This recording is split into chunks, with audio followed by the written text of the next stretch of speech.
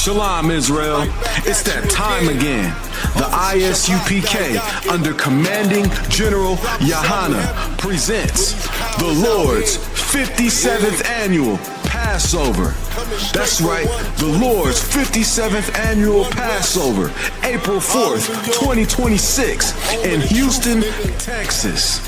All Black, Hispanics, and Native Americans are commanded to observe the Lord's Passover. This will be the biggest Passover to date. You do not want to miss this. Fresh lamb, fresh wine, and bitter herbs as commanded by the Most High. Only $200 per person, ages 17 and up. The biggest event of the year. There is only one Passover, and it's under Commanding General Yahana. See you there, Israel. Shalom. Nobody else there to compare to. Train for war, men of war, and war like apparel. Prefer our leaders, can't get between us. Watch where you stepping.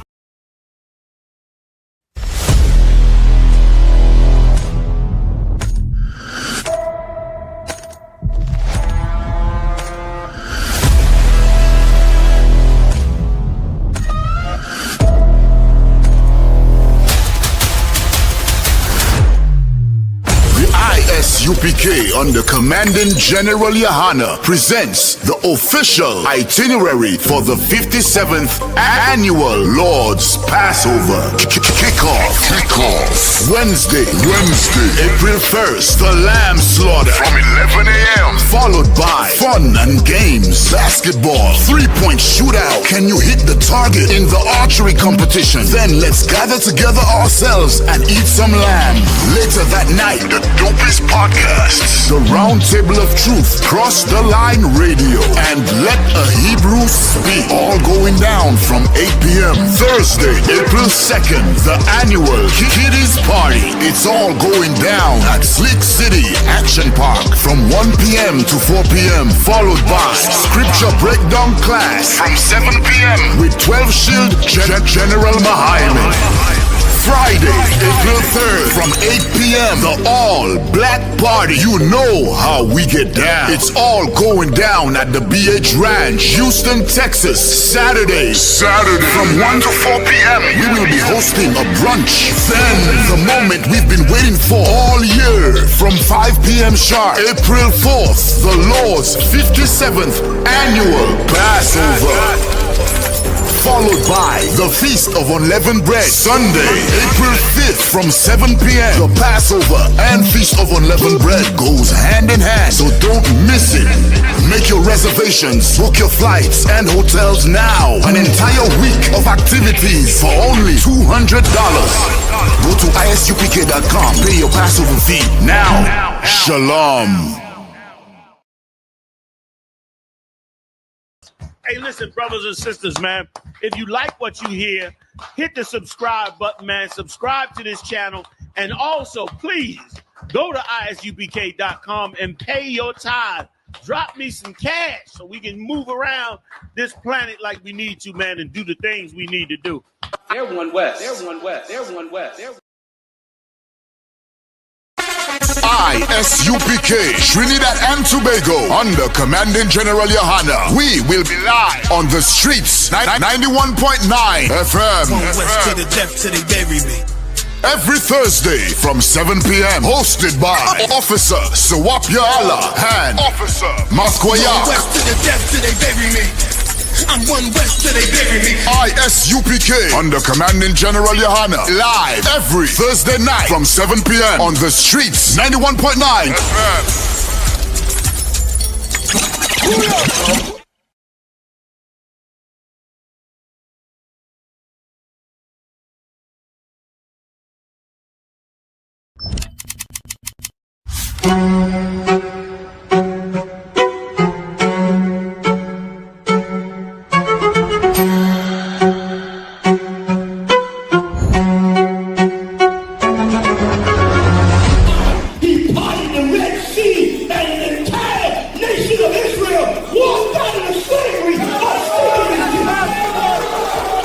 The ISUPK presents the Lord's 57th Annual Passover, April 4th, 2026 in Houston, Texas. You do not want to miss this one, Israel. Shalom. And all the warriors be like, boom, yasha.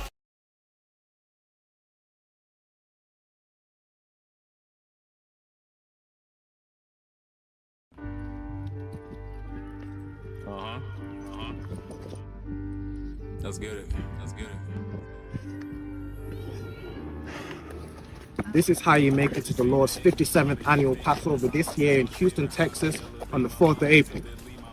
Mind over matter, still trying to purge these if a nigga at me, I know that all beam around me, niggas finna steam about me. Bitches try to scheme some memes out me. I ain't being loud, keep it on the dolo. Don't look like my dolo, like a butler, get that dough, bro. Nigga try me, that's a no-no, not to palm me like a high five. Park my car and chill, I'm looking at the Philly skyline. Clearly I'm about mine, I feel like it's my time. Demons trying to distract me and knock me right off of my grind. But nigga, I am not crying about shit. If it happened, then it happened. I get past it, I don't trip. Now I'm laughing, I'm just adding to my wisdom. Damn, I'm lit. That's the way you handle it. You gotta be a man and shit. Niggas masking up and I can't slack a bitch. Nope.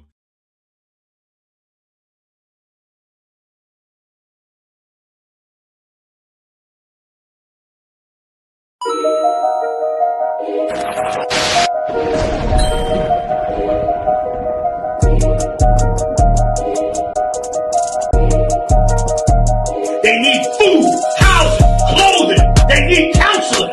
They need understanding of what's happened to them. They need an identity. They need to know the truth about the Lord. They need to be woke up to who the devil is. That's a white man. That's what the hell they need. And you add that to black people, Latinos, and Native Indians, brother, then you're going to be able to do something. The whole reason I'm even here saying these things to you, because these things are supposed to show you and give you hope. It's supposed to make you say to yourself, you know what, we got a kingdom coming. You know what, the Lord's judgment is coming. You know what, let's change our life.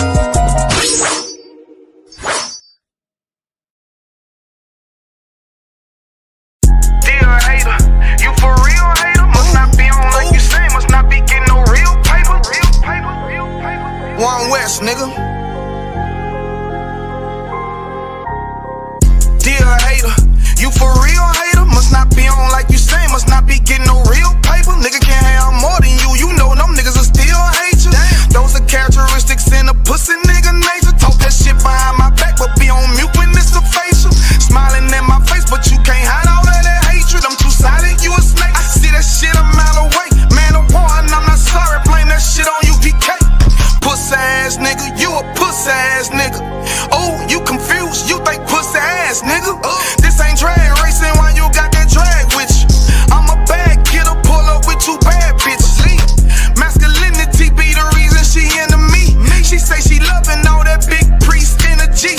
Don't remember me when I step in the facility. I'm screaming ass UPK, fuck the enemy. Oh, hey, this that one West world shit right here. Think I ain't got the bitch on me, you trippin', homie, that bitch right here. Brown liquor, don't sip that clip. Cloud of vision, let's get shit clear. I ain't even fucked around, homie, put the crown on me, yeah, this my year. Yeah, yeah, and I do this shit for my niggas who solid. I ain't resent for I truly acknowledge you ain't in this truth and you ain't in this body, cause bitch, you one body. We see it coming cause we really prophets.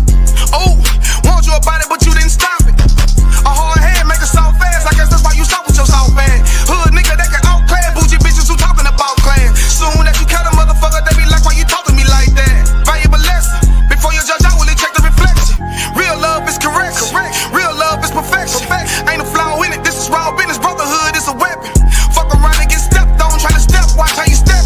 Fuck around and get stepped on, try to step, watch how you step. 10 times out of 10 when we get it in, nigga, it's a win. If you ain't in the UPK, then nigga, it's a sin.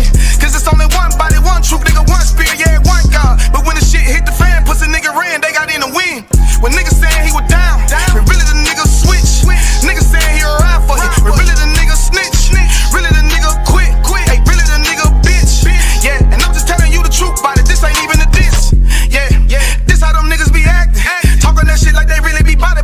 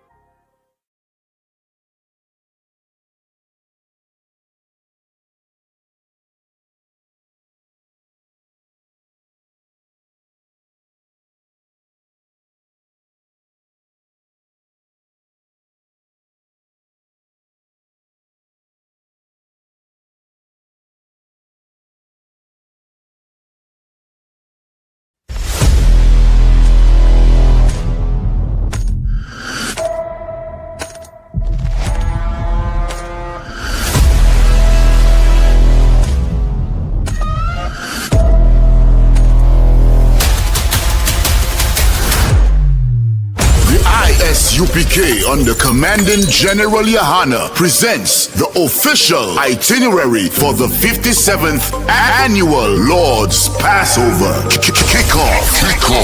Wednesday, April 1st, the lamb slaughter from 11 a.m. Followed by fun and games, basketball, 3-point shootout. Can you hit the target in the archery competition? Then let's gather together ourselves and eat some lamb. Later that night, the dopest podcast, the Round Table of Truth, Cross the Line Radio, and Let a Hebrew Speak. All going down from 8 p.m. Thursday, April 2nd, the annual Kiddies Party. It's all going down at Slick City Action Park from 1 p.m. to 4 p.m. Followed by Scripture Breakdown class from 7 p.m. with 12 Shield General Mahayim.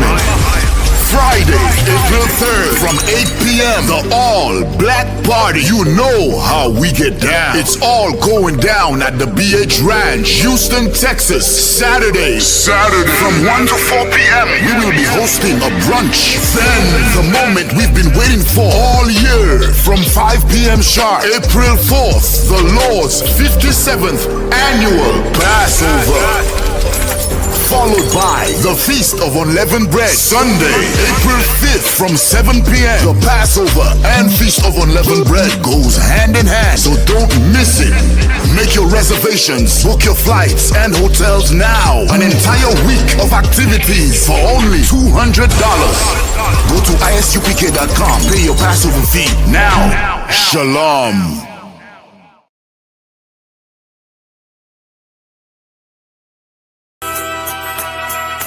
Okay.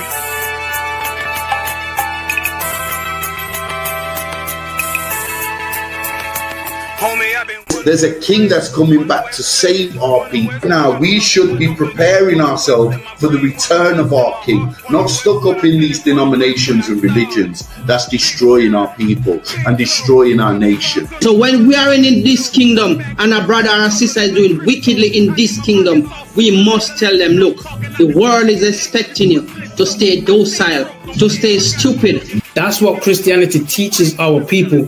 Teaches our people to hate one another and love the oppressor. Like, we'll never forgive one another for anything that another brother or sister do to us, but we'll forgive the oppressor in a heartbeat. There's something wrong with that, man. Imagine living your life as a whole Christian your whole life, and life's good because you're a Christian and Jesus is white and everything's going great, and there's a landslide and the earth opens up and you go downstairs and you walk through this place and you see a black Jesus, man. Why is Jesus Christ black with an afro in the catacombs, man? This predates the Renaissance period. So when you read the book of Genesis, the trees in the garden with other nations, a leaf, what are the leaf to a tree? Cover the tree. So Adam took the covering of another nation. What's the covering of another nation? Their culture. So when the Most High saw him, say, yo, Adam, where are you, man? Where are you? Don't mean I can't find you. He means like, who is this nigga, man? Like that. Where are you, man? I don't know you. Okay. So the Ba al Banya Yasha'ala wa Amarath al Ham wa Idea Yahweh. The Ba means speak. Al, when it's joined with something, so al Banya means what? Unto, right? Excellent. So al when it's joined with something means unto. Banya means children. Yasha'ala is Israel. So unto the children of Israel. Like if it's one thing a hoe gonna do, a hoe gonna hold. But you ain't, she can't hold if there's nobody to hold with. And the thing she said at the end, where she said, I went back and I lied to him and he still wouldn't do it. And then she threw up her hands and she said, well, he'll just be a brother. That's what he need. That's brothers. right. If we have more brothers, hoes like her wouldn't have no outlet. There was a man in the land of Oz whose name was Job, and that man was perfect and upright. There you go, the man called Job. I think Job is what, like, afflicted. And that man was perfect and upright, meaning what? You can be perfect, man. Job was a man like everybody else, man. Job wasn't no angel, he didn't come from the heavens, and that man was perfect, meaning what? You can be perfect in the Bible. Being perfect is in the Bible. Had fringes on my coattail way before Jimmy. Funny how the general ain't even see a penny. Better show respect, get smoked like a chimney. Keep my name out your mouth, don't even think it. Send a real Smith at y'all know Jada Pinkett. Both ball heads, my grain above 50. Lost my man to the game, that pain that stuck with me. Had to find a cheat code to the street though, cause them niggas getting fouled, shoot you like a free throw. Keep spitting acid like a Mino, and the nigga be the nicest with a mean flow.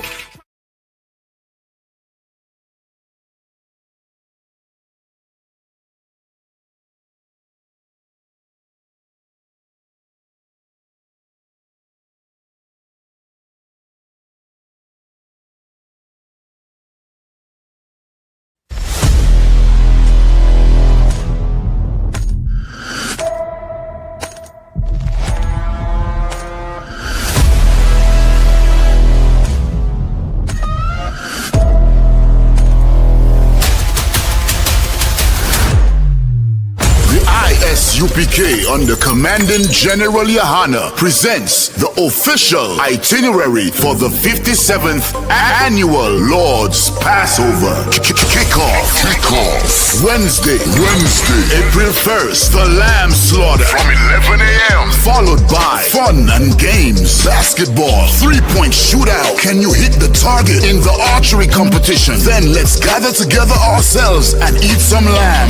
Later that night, the Dopest Podcasts, the Round Table of Truth, Cross the Line Radio, and Let a Hebrew Speak. All going down from 8 p.m. Thursday, April 2nd, the annual Kiddies Party. It's all going down at Slick City Action Park from 1 p.m. to 4 p.m. Followed by Scripture Breakdown Class from 7 p.m. with 12 Shield General Mahayman.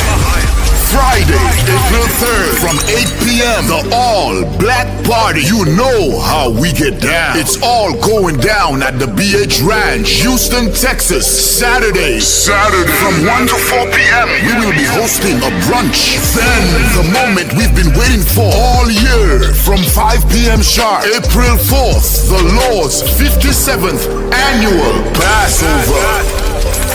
Followed by the Feast of Unleavened Bread. Sunday, April 5th from 7 p.m. The Passover and Feast of Unleavened Bread goes hand in hand, so don't miss it. Make your reservations, book your flights and hotels now. An entire week of activities for only $200. Go to isupk.com, pay your Passover fee now. Shalom.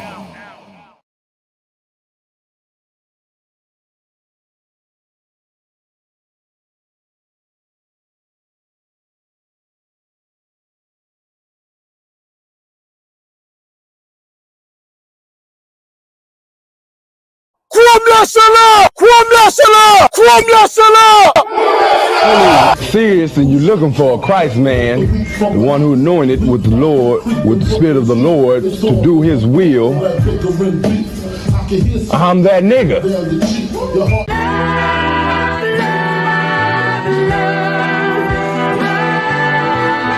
One West, 125th Street. Look, y'all put your faith in presidents like they gon' change this country. Run the league and let y'all play, cause y'all gon' make them money. Fuck Obama, he ain't come here on cargo. American honor don't lack no soldiers. Through the Spirit of the Lord, we don't lack no soldiers. You understand me? Saint, black, Hispanic, native, they hate your ass the same. Hate Christ and they image, paint you as a slave.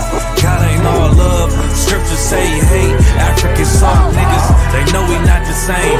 School to prison pipeline to get you off the streets. Put you in the cell, toilet connected to the sink. Molested as a kid, she prostituted as a teen. The byproduct of Martin Luther King dream. They just took the yoke off, my nigga, we ain't free. We living bleak in these wastelands of poverty. If you don't know the truth, then the lie sound promising. Prophecy, gift and the curse. Dylan started killing, they was sitting in church. Black folk forgave him, man, this shit is absurd. You should never love your enemy, that shit ain't gon' work. Yeah, fuck dying on your knees, you better die in glory. Man, I joined the UPK, taught me the art of warring. I took a nigga life like mine to be recognized. I feel that pain every day, it can't be reconciled. Pops banging, my sister a prostitute. My brother got life, and somehow I still found the truth. War ready, no cowards, no excuse. Fuck reparations, you can't bandage no open wounds. Blood on the leaves, body swing hung from a noose. I was on a run in Nashville and I found the truth. I called the school, classes being held by the shock on my life. I want to be a gangster like a cop. Do this for my brothers, real brotherhood. Everything we do, we got it out this book. My nigga, I can never be no African. UPK the only authorized acronym. I'm passionate about my brothers and sisters. We in hell, I ain't got nothing against them. That's another religion. If it ain't under your honor, Amy murdered Botham and got a hug from your honor. That's the way out for a coward in my observation. They don't fear the Lord, they indoctrinated. Wolves in sheep clothing, Joe Osteen. Real priests bringing back black royalty. One West on my headpiece, ranking order. Can't let them trick me off the streets, I gotta raise my daughter. I got brothers at the border ducking ice agents. I got the name change, it was life changing. My family thought it was a game. Put on all black, they said I was going through a phase. It's more of us in jail than it was slaves. Aquí somos la Escuela Israelita del Conocimiento Práctico Universal. Hoy estamos aquí. Lord Commander General Yohana na ESUP ka. This is what Commander General Yohana did. This is what he did. First camp, I cut off all my dreads. I took an oath when that oil hit my head. Niggas capping like they lids. I'm a priest, I never stick no fork in no pig. I was dead till I found out how to live. This brotherhood taught me how to be a man. I came back to my roots, I had to dig. A couple gaps I had to bridge. I got a rib, I'm married to this work. You wanna serve the Lord, he ain't in the Christian church. I had to dig. That's right.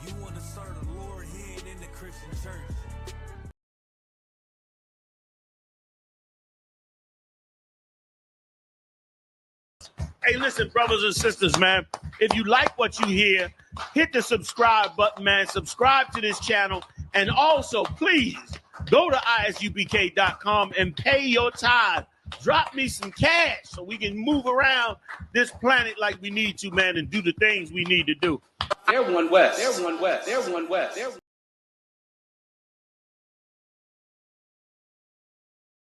Shalom, Israel. It's that time again. The ISUPK, under Commanding General Yohana, presents the Lord's 57th Annual Passover. That's right, the Lord's 57th Annual Passover, April 4th, 2026, in Houston, Texas. All Black, Hispanics, and Native Americans are commanded to observe the Lord's Passover. This will be the biggest Passover to date. You do not want to miss this. Fresh lamb, fresh wine, and bitter herbs as commanded by the Most High. Only $200 per person, ages 17 and up. The biggest event of the year. There is only one Passover, and it's under Commanding General Yohana.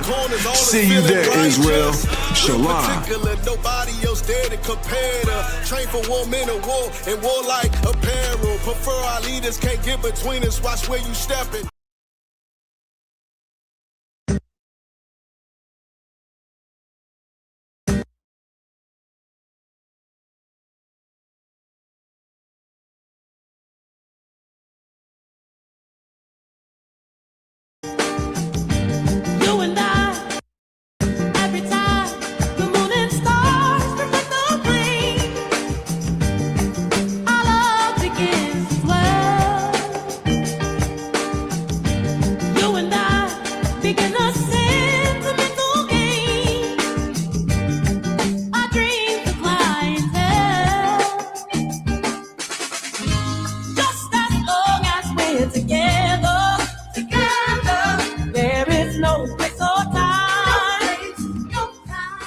Shalom, Yahushua, everybody.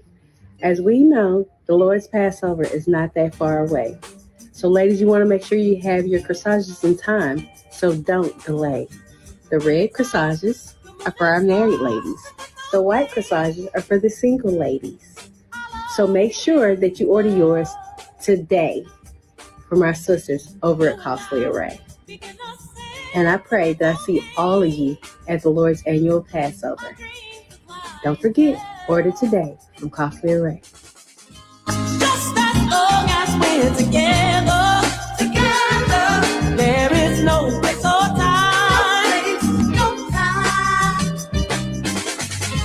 Just as long as we're together, there is no place or time. No.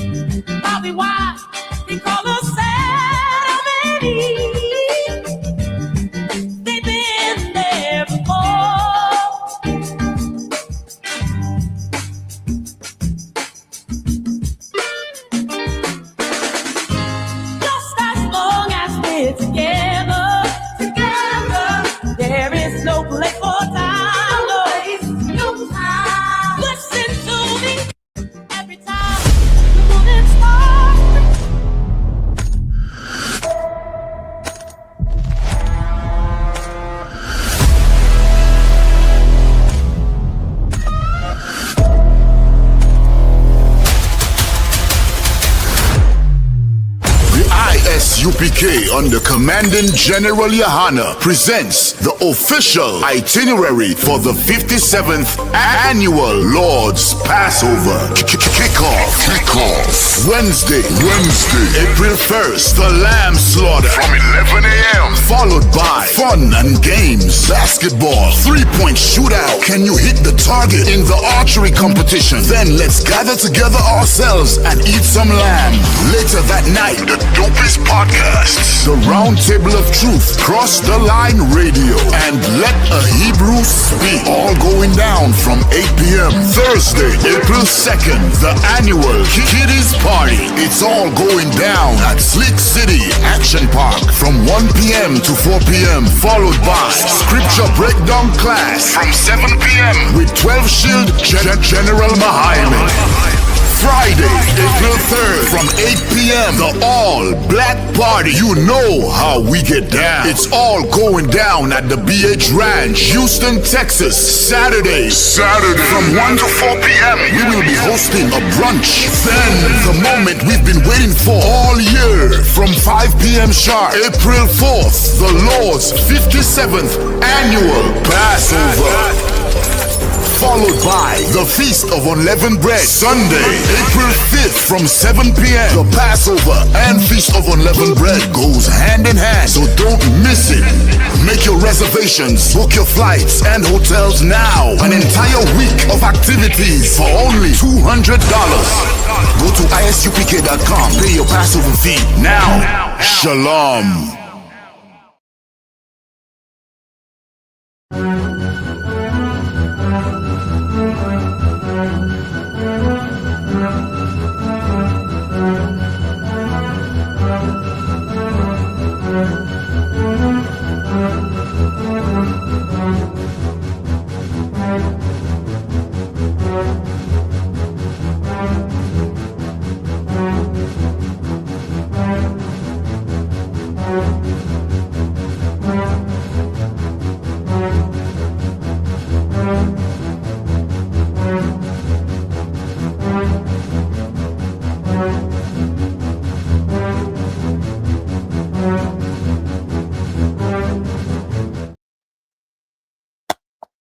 Yeah.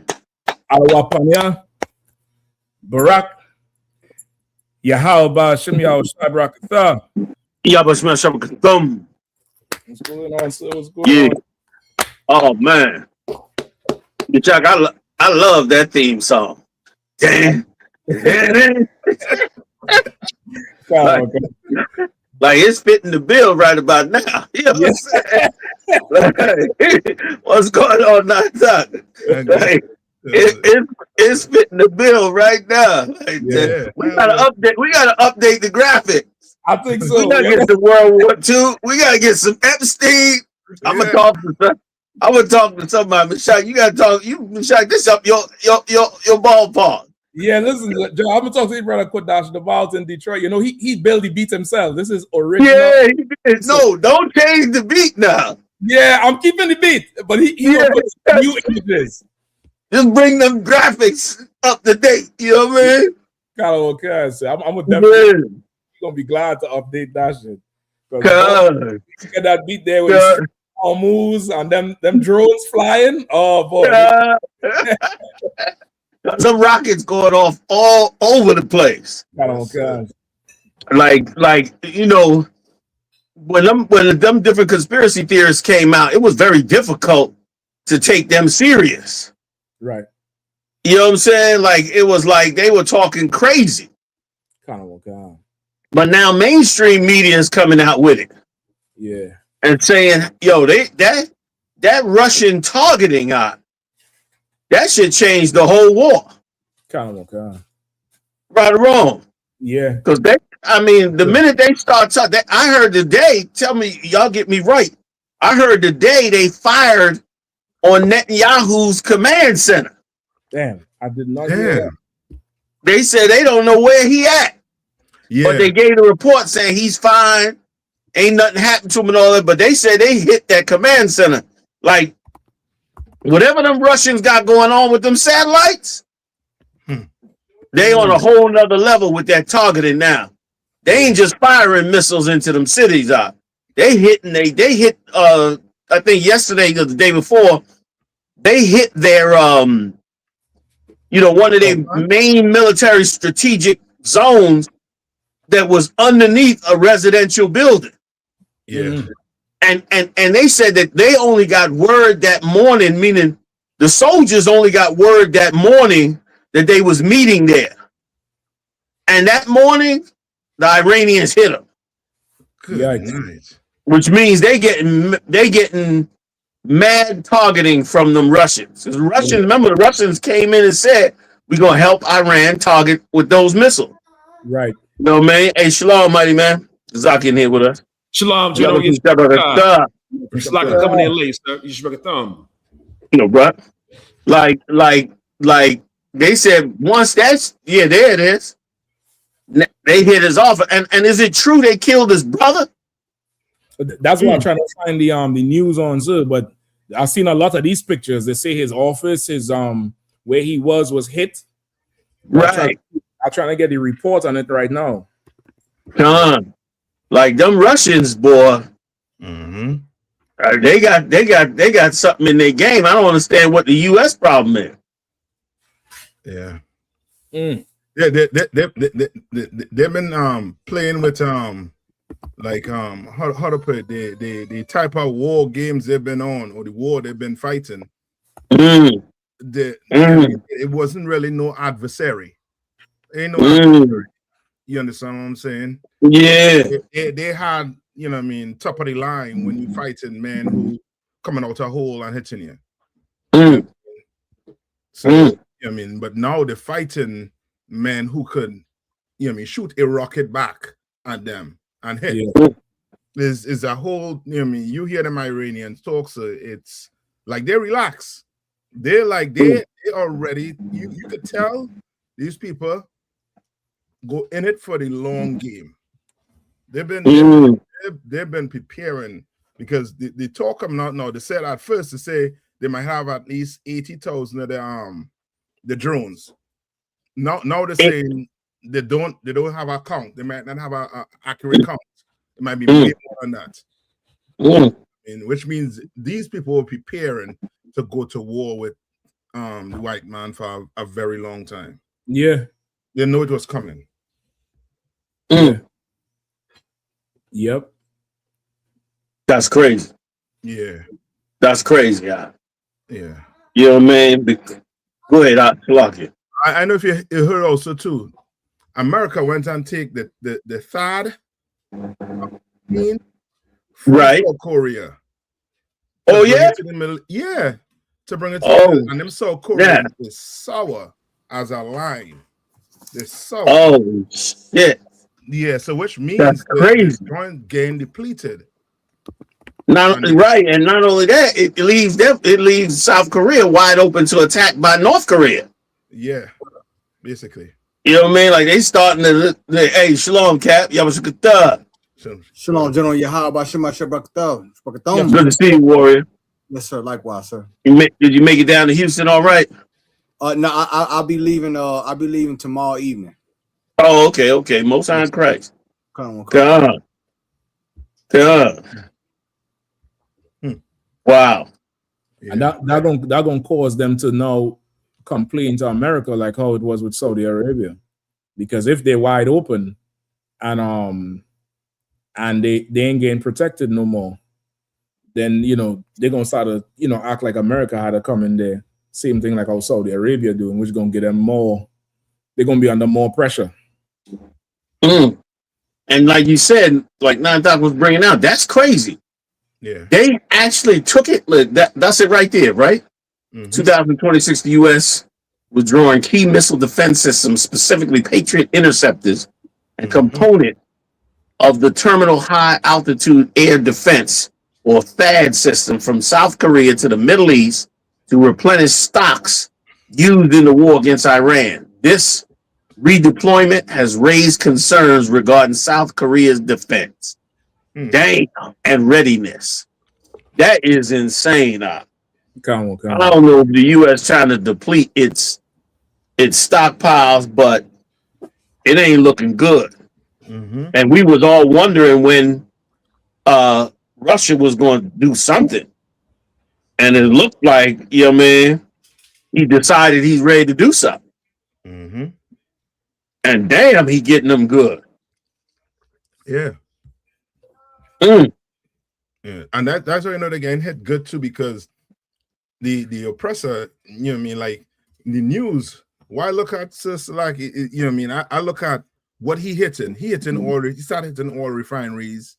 He started hitting water plants, which means them Iranians hitting them good. You understand? They're trying to do the same thing they do to Gaza by putting pressure on the population. You know what I mean? Which is the total, you know what I mean? What they're doing is war crimes on top of war crimes. You know what I mean? And that's why Donald Trump doesn't want to take ownership for the Tomahawk missile that killed them 186 children. Yeah. He's trying to say, you know, many people got it over there. Yeah. But he know good and well ain't nobody fired on Iran first.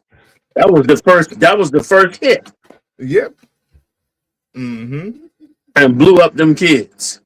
Yeah. That's crazy. Yeah. So, like, General, if I may too, sir. Please, Khan, sir. And a lot of these right-wing former Trump supporters, the Candace Owens. Salakia, they might still be General Salakia. No, I mean you hipping me to something. They done bounced back, huh? Go ahead. Because a lot of them are coming out, and they are, you know, at least they are playing us, General, but publicly they are saying Trump bamboozled us. Trump lied to us. And Trump did not stand for what he claimed to stand for and what we elected him for. And it's a major firestorm on that whole right-wing side right now with Nick Fuentes. Nick Fuentes came out and said, he was like, the Republicans got to fill our wrath. He was like, in the midterms, he said, they just vote Democrat. He was like, the only way they can respect our vote is if we don't give them our vote. So it's a lot of mixture going on and turmoil within that whole right-wing side, where some of them are trying to hold on and like, you got to understand, we got to ride with our president. But the majority of them are coming out and saying what you and us in the UPK say have been, we already knew. Donald Trump is a devil, and he does not give a damn about America or you stupid white people that voted for him. So like, you're right. Like they mad. Like them Edomites feel played. You know what I mean? First of all, killing them Edomites out there in the Midwest pissed them Edomites off. You know what I mean? Like all that brutality and dragging and all that they seen going on, that pissed them off. Then when the Epstein file came out, I mean, you know what I mean? What could you say? They had body parts. I mean, there's so much in them Epstein files out. They ain't even, like the war done distracted from it. But it's plenty more up in them, and they ain't even let the second half out. And both halves I heard ain't but 1%. General. Go ahead, Salaki, not that. Nah, Salaki. So just to add to the Epstein file, I don't know if you all heard a story came out with Donald Trump and a 13-year-old, where the FBI interviewed the 13-year-old at least 4 times. Right. And you know what I mean, and the story is he, you know what I mean, he was in the room, sent everybody outside, and apparently he wanted, you know what I mean, this 13-year-old to, you know what I mean, do something, and she, you know what I mean, bite down, he punched her in the head and tell her get out of the room. But that is not making mainstream media. You know, no, they hiding that because really they're gonna have to get rid of the FBI too. God, Salaki, if I could. Go ahead. If I could, General, they said Thomas Massey found the Alexander brothers in the Epstein files. Okay, who's the Alexander brother? Okay, these men, they just were convicted of sex trafficking. Come on, man. So now the DOJ redacted their name in the file. Cash Patel said it was no sex trafficking evidence in the file. All three of the brothers just got convicted. Damn. Just now. They got convicted this week. So it's starting to, where there's smoke, there's fire. And they say, okay, their name is in the file. How they coming up on fresh charges of this? That means the game never stopped. Yeah. The game never stopped. It's a mess. Like what's going on in the dark. Donald Trump must have some type of intelligence clearance, because there's no way he could get away with all of this, even with his money. Yeah, you don't get away with all of this unless you got some type of intelligence apparatus that you working under. You know what I mean? And I wouldn't be surprised at it, because look how close he worked with Jeffrey Epstein. Right. I wouldn't be surprised. Like, how is Jeffrey Epstein going to be a super spy from the damn 80s, 70s? And you and him to work together for decades, raping and trafficking kids, and you ain't got no part in them files. I doubt it. Mm-hmm. I strongly doubt it. So these are the three cats right here. Yeah, come on. Yes, sir. Rotten bastards. And they were straight up trafficking women. Yes, sir. I think they were in real estate. They were like some high-powered real estate cats. But then they names were redacted. Right, which is another thing people been beefing about. Yes, they redacting the damn predators and letting the victims' names out to try to trash them. Yes, sir. Yeah. Yes, sir. Like they showing even the megas, they showing them that this shit is unsustainable, because there is no, accountability. Yeah. They up there in power doing what they want to do. Mm-hmm. And I mean, Trump better get this thing right, because the way they talking is like this might be it for America in the Middle East. Yeah. That they might get set back ridiculously if they don't drop that nuke on. That's y'all gotta let me. Yeah, y'all gotta let me read this, man. Kazak, please pull Ezekiel 7. Hold on. Come on.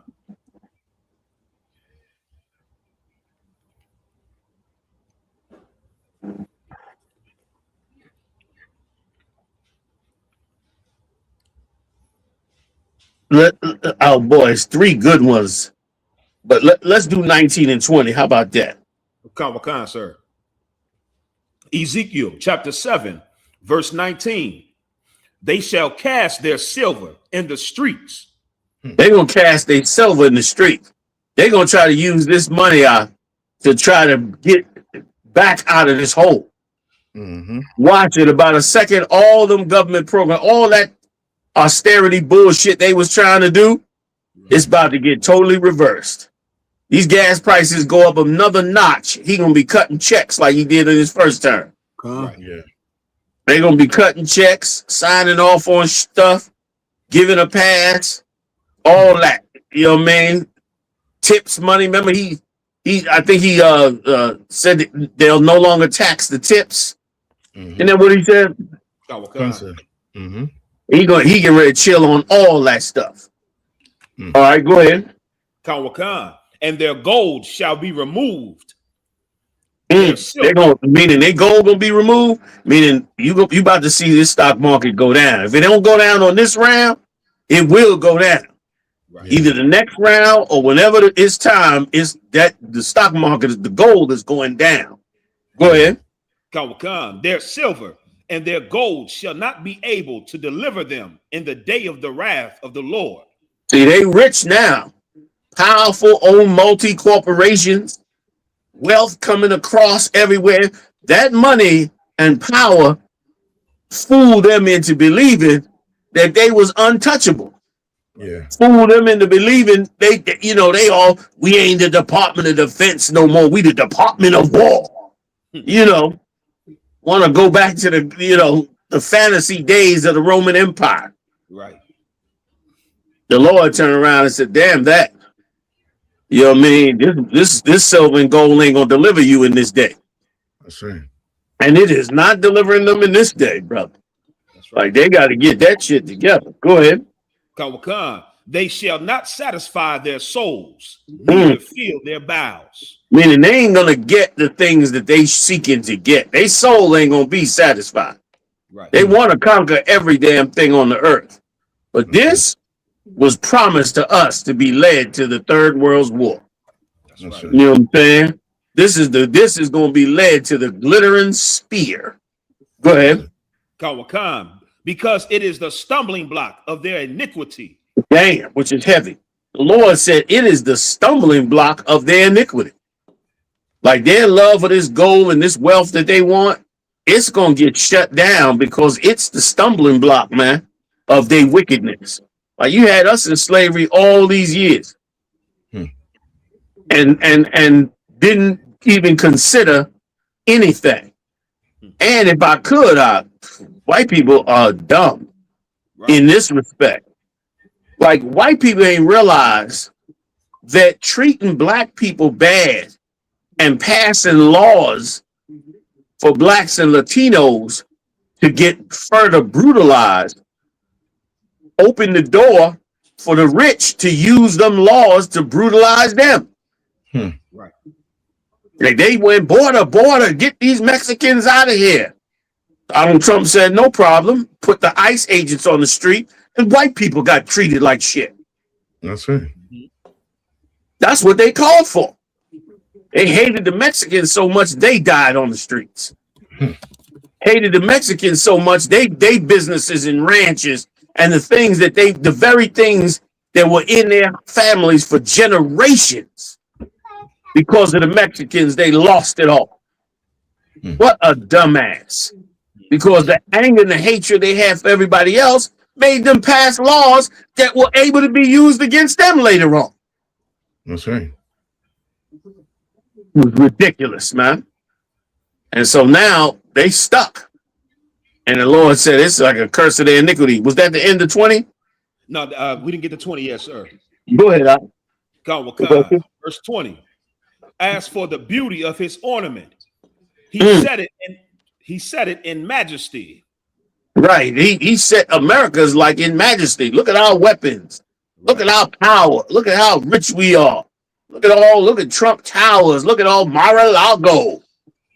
He went and put all the gold all in the White House. Built the new wing and all that. He said it in majesty. Go ahead. Kawakan. But they made the images of their abominations and of their detestable things therein. Right. They made the images of the abominable things and detestable things. All their movies, all their paintings, all of that was for evil means. That's right. Go ahead. Therefore have I set it far from them. Right. Therefore he pushed it far away from them, man. And that was it? That's it, sir. Gone for water. Like this thing is bad out there now. Yes, sir. And falling so in line with them scripts. I yield to water. And General, just add to what you're saying too, sir. That's right. Yeah, bro. Let's add to what you're saying too. You know, I don't know if you all heard, but Pam Bundy had to leave her apartment and go to some army location in DC. Damn, I knew you was gonna say a military base. Yes, sir. That's it. I knew you was gonna say that. So they saying they targeting them.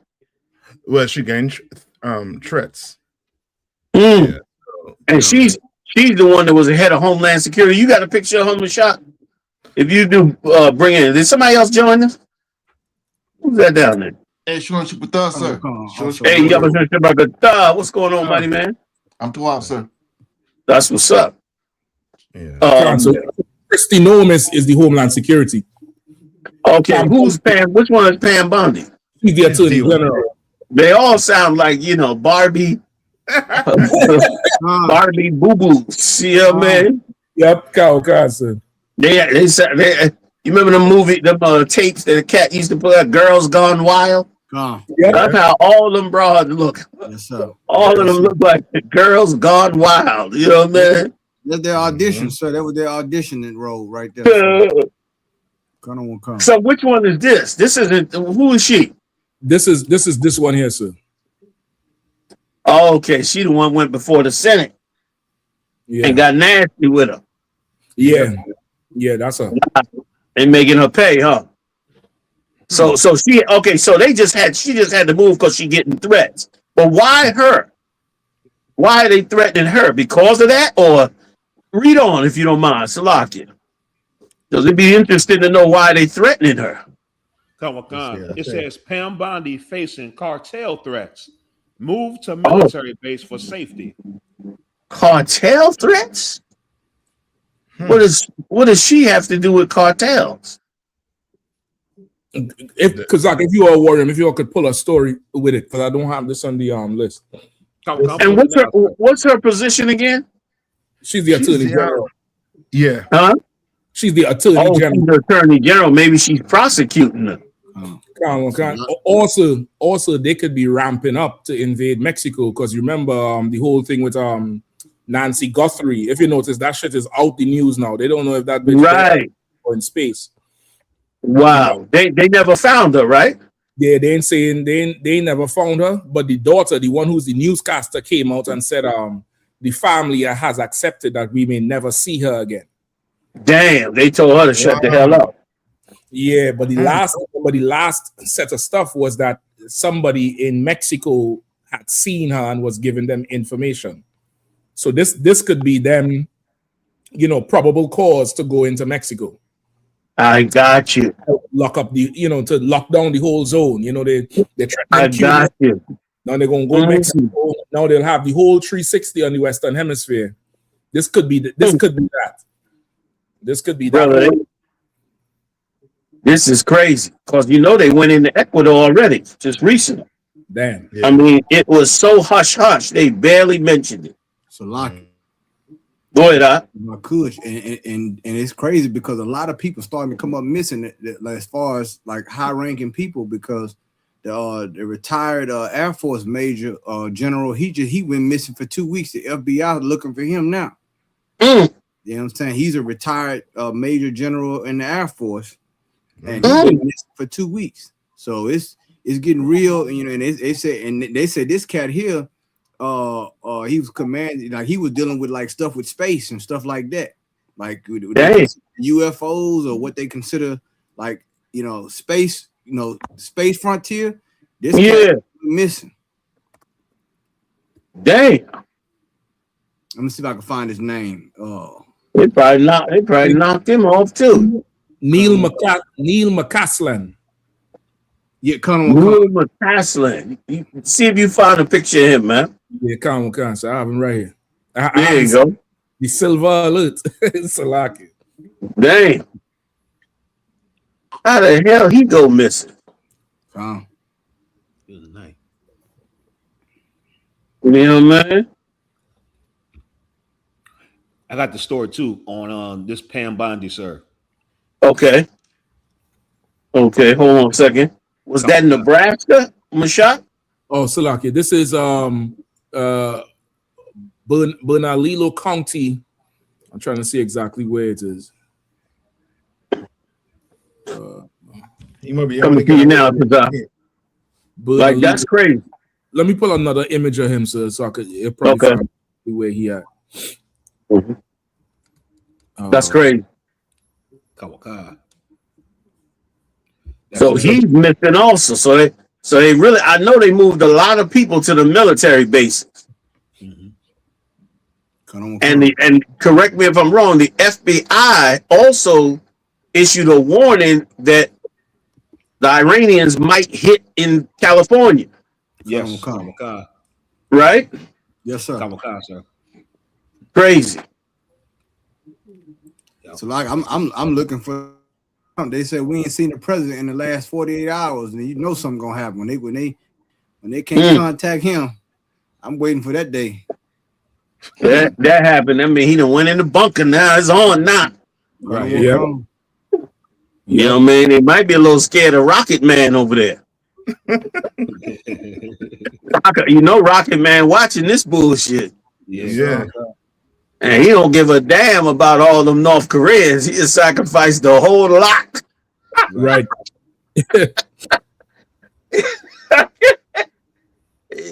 He has saved the Hennessy and let the whole crew go.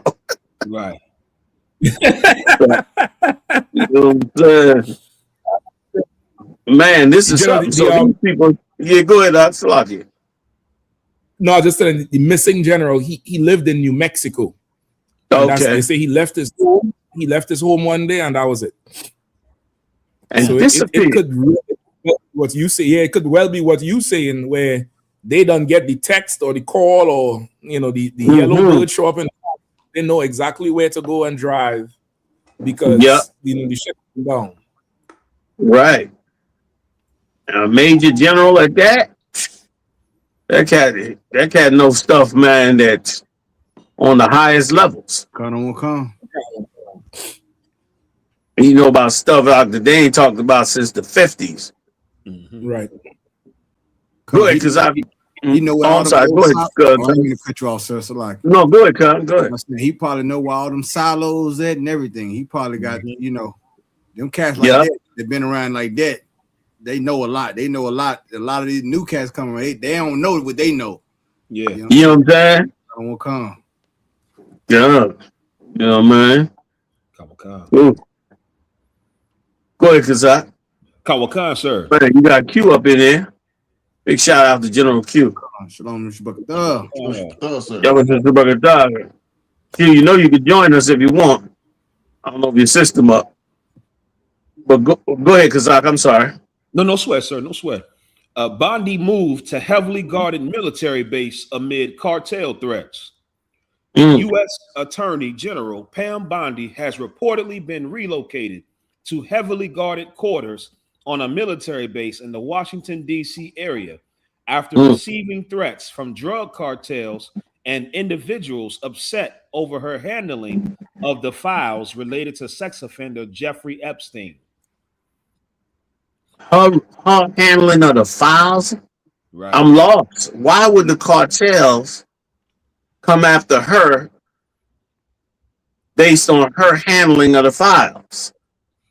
So they said the cartel, as they said, this part right here, sir. Bondi reportedly began receiving threats in the wake of the Trump administration's capture of Venezuelan President Nicolas Maduro in January.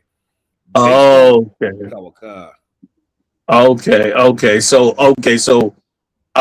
now they're trying to say that Maduro was running the cartels, and now the cartels are pissed off that she's in charge of prosecuting him, I assume. Come on, sir. No, okay. Now it makes a little more sense. Go ahead, General, but if that's true, then they take her out of the frying pan into the fire because the military is upset with the whole thing. They're upset with going to war. They're upset with the Epstein. They probably put her in more harm's way now because they're military, all the defectors, everybody who ever had an issue, who had a cause. Have the Attorney General there. Where's she at? Like I don't know if they trust in their soldiers that much, but for how they treat them. Remember, Heck said just embarrass every military general.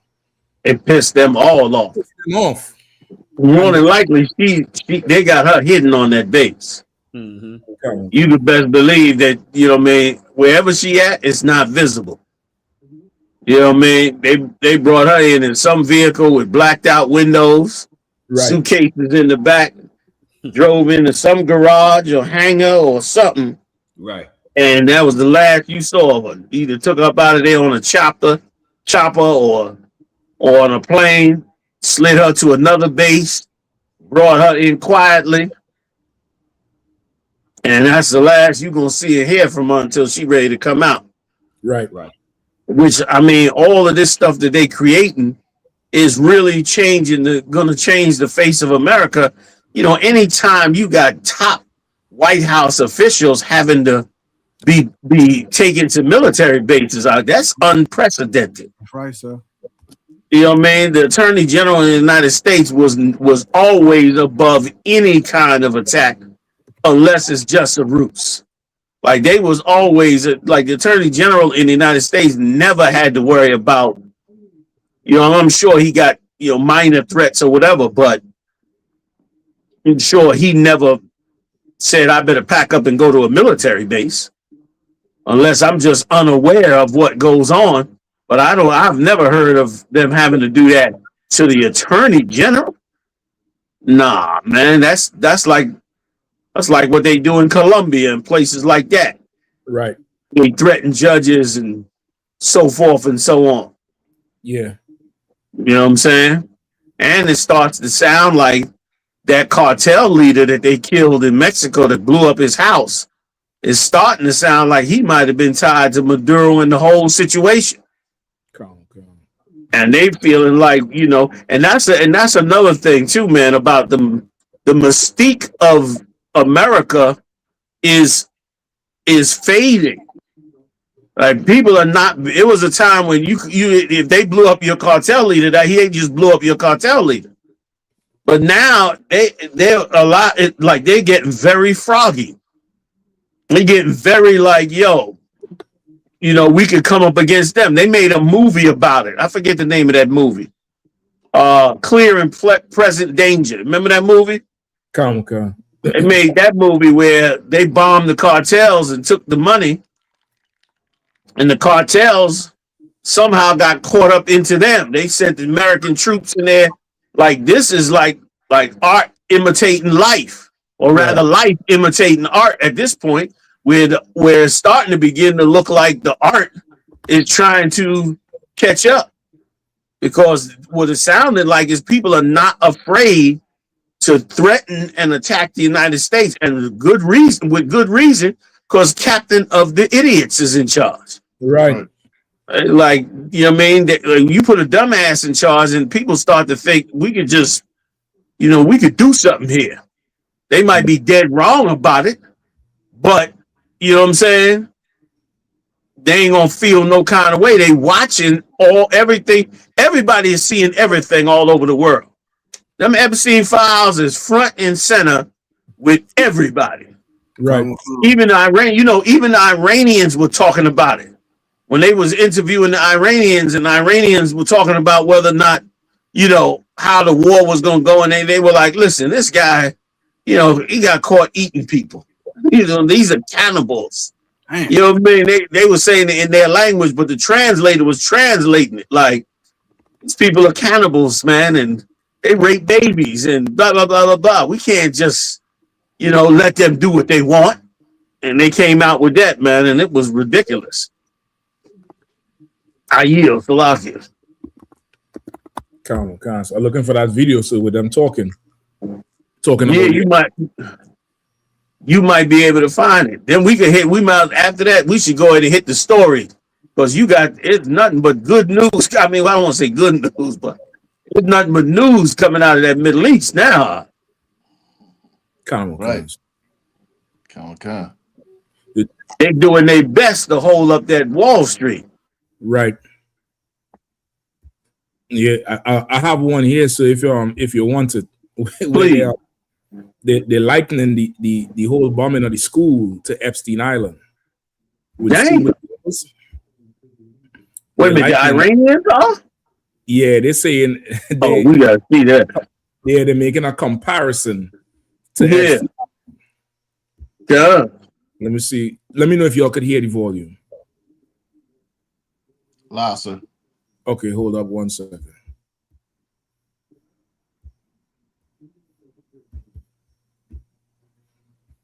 Certainly during the nation's How about now? Yep. Okay. And all countries, certainly during the nation's difficult times, we are very popular. Everything is under control, and domestically, we have no particular problem. Attacks continue solely due to the shared interests of the Zionist regime and the Americans. The miscalculation of our enemies was that they believed if our leaders were martyred, the system would completely crumble, the nation would fall apart, disintegrate, and ultimately collapse.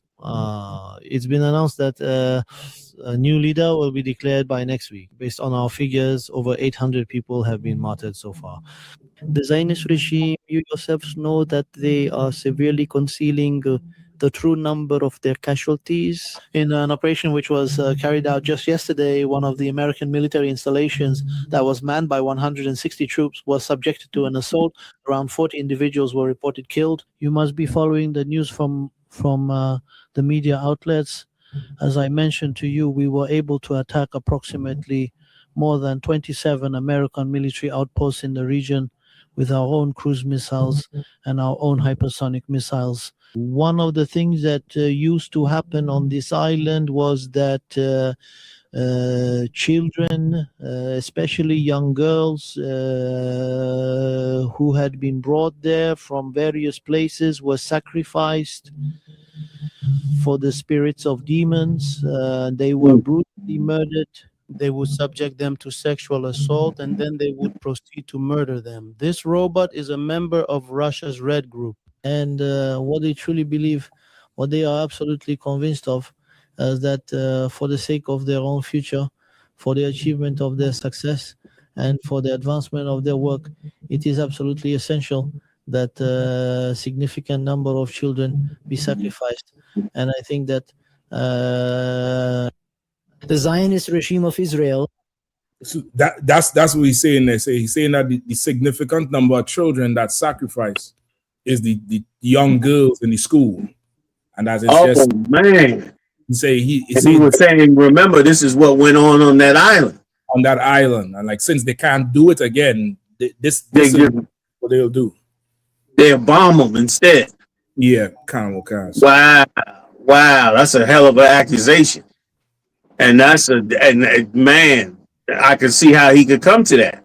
Right. Because of course, once again, you open the Epstein file, you're gonna relook at these people on a whole different level.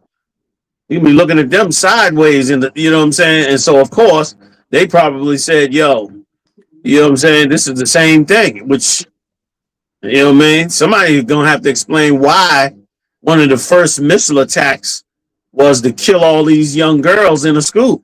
Yep.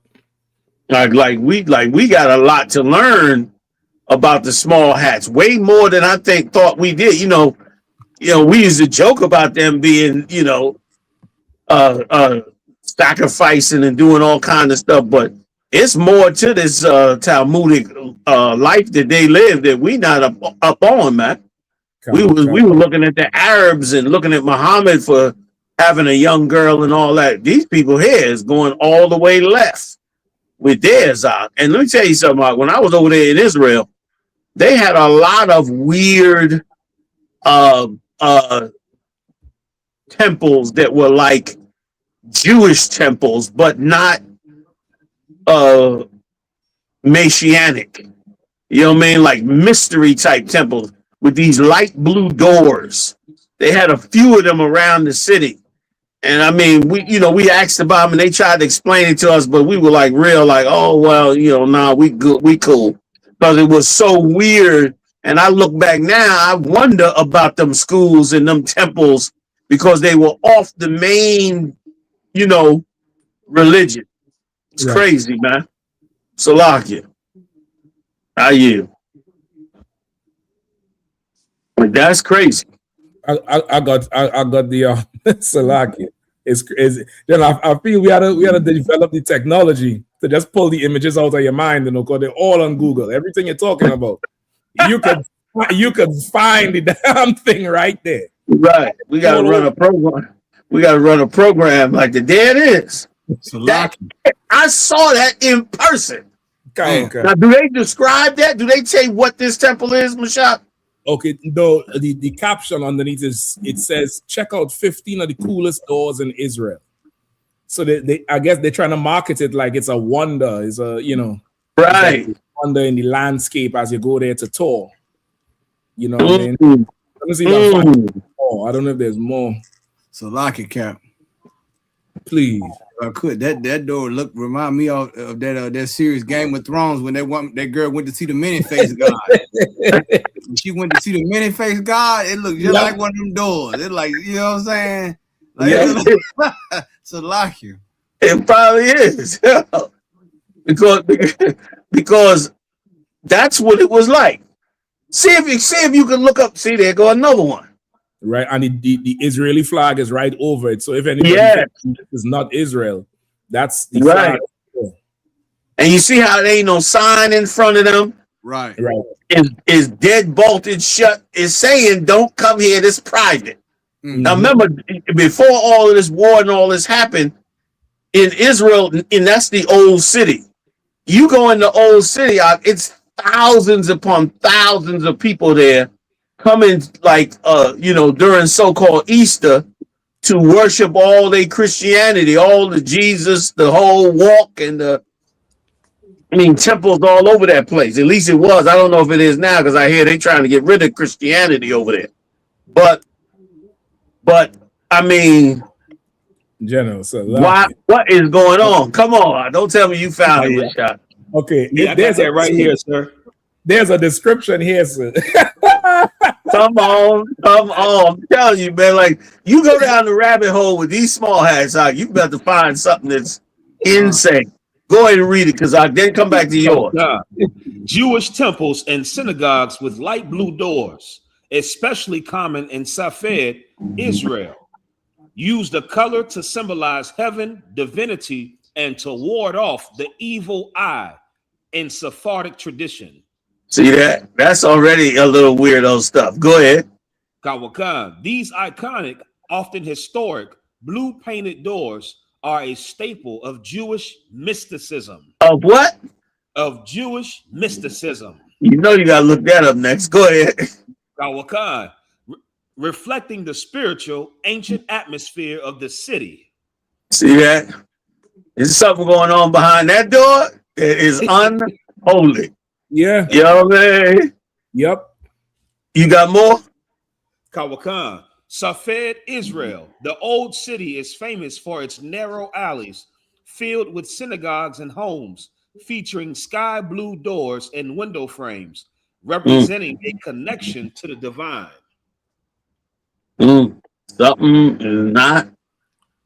Something ain't kosher in there, brother. Yeah. If I could, yes, man. Go ahead. And it's crazy because it's crazy how they got invisible lines and like when you deal with these heathens, because like even in them upper echelon neighborhoods, like you'd be like, okay, the house of one color, but then the doors would be a totally different color. Like there'd be red doors. It'd be I'm talking about the big ones, the double doors. Yeah. Like why? Okay, the house is this. But why is it bright red or why is it sky blue? Now it's starting like it started to make me look at architecture a whole lot different when you deal with them where they live at. You know what I'm saying? Yeah. Where they congregate, because it's symbolism in everything they do. You know what I'm saying? Yeah. You know about Salaki. Go ahead. Salaki, General. Go ahead, Kazak. Kawakan. So no, I had looked up Jewish mysticism, sir, like you had said. Okay. Kawakan, sir. It says Jewish mysticism, primarily known as Kabbalah, is an ancient, diverse tradition focused on understanding the divine essence, the nature of creation, and achieving intimacy with God. Did he say intimacy with God? Yeah, that's a wrap there. So that's it. That's a wrap. You could cut it right there. You know what I mean? Right. Come on, give me some more. Kawakan. It explores the 10 Sephiro, divine attributes, using texts like the Zohar to interpret the Torah through a mystical lens. Damn. Brother, that right there. I mean, come on. You gonna interpret the Torah through a mystical lens? Go ahead. So like if I could just say one thing, and the scriptures say that the Bible is of no private interpretation. That's what it says. They say that in the scripture. Right. So how is mystic interpretation?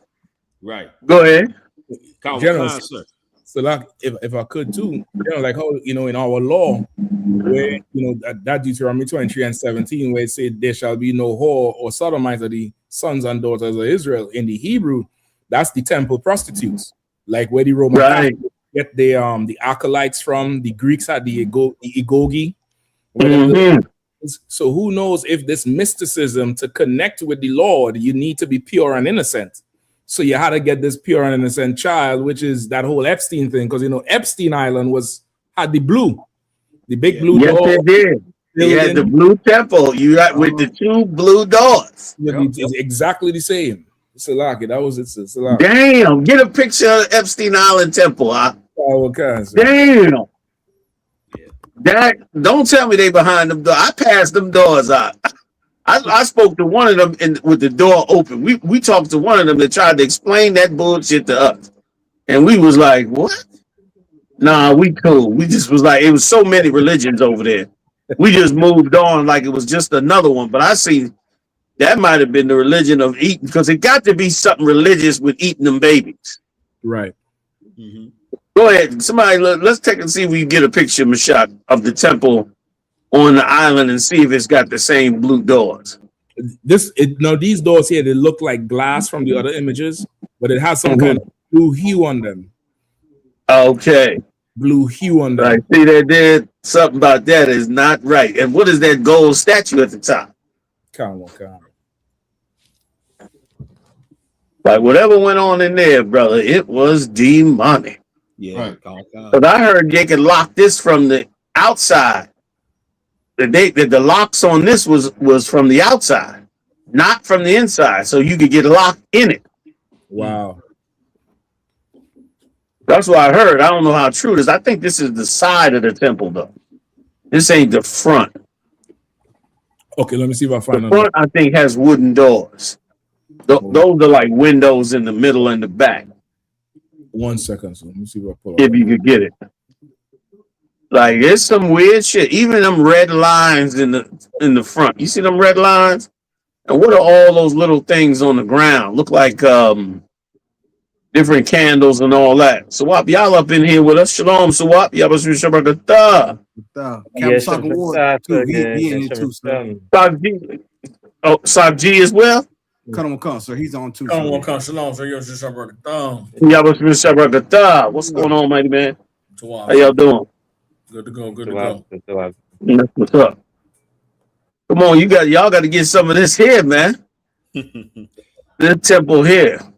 And it's like if I could. Go ahead. Going back to what they were saying, like they had some on the highway where people was protesting against this whole thing, and in conjunction with the war and Epstein, and they had signs on the highway that said you can't cover up sex crimes with war crimes. Damn. Like it's going like the public. I mean, it's really they ain't sleep on it no more. They not sleep on it, sir. It's to the point now where it's everywhere you go, it's like an outcry. If you doing a road trip in this country, like you gonna see something. You gonna see it on the highway, graffiti, on the train. Yep. Everywhere. So like the subway, everywhere. Yep. Where the files, everything. So like. Now he didn't have the dome on it at the time, but you see that big ass latch on the front of that door? You can't get out of there. Let me get a closer one for you, sir. Salaki.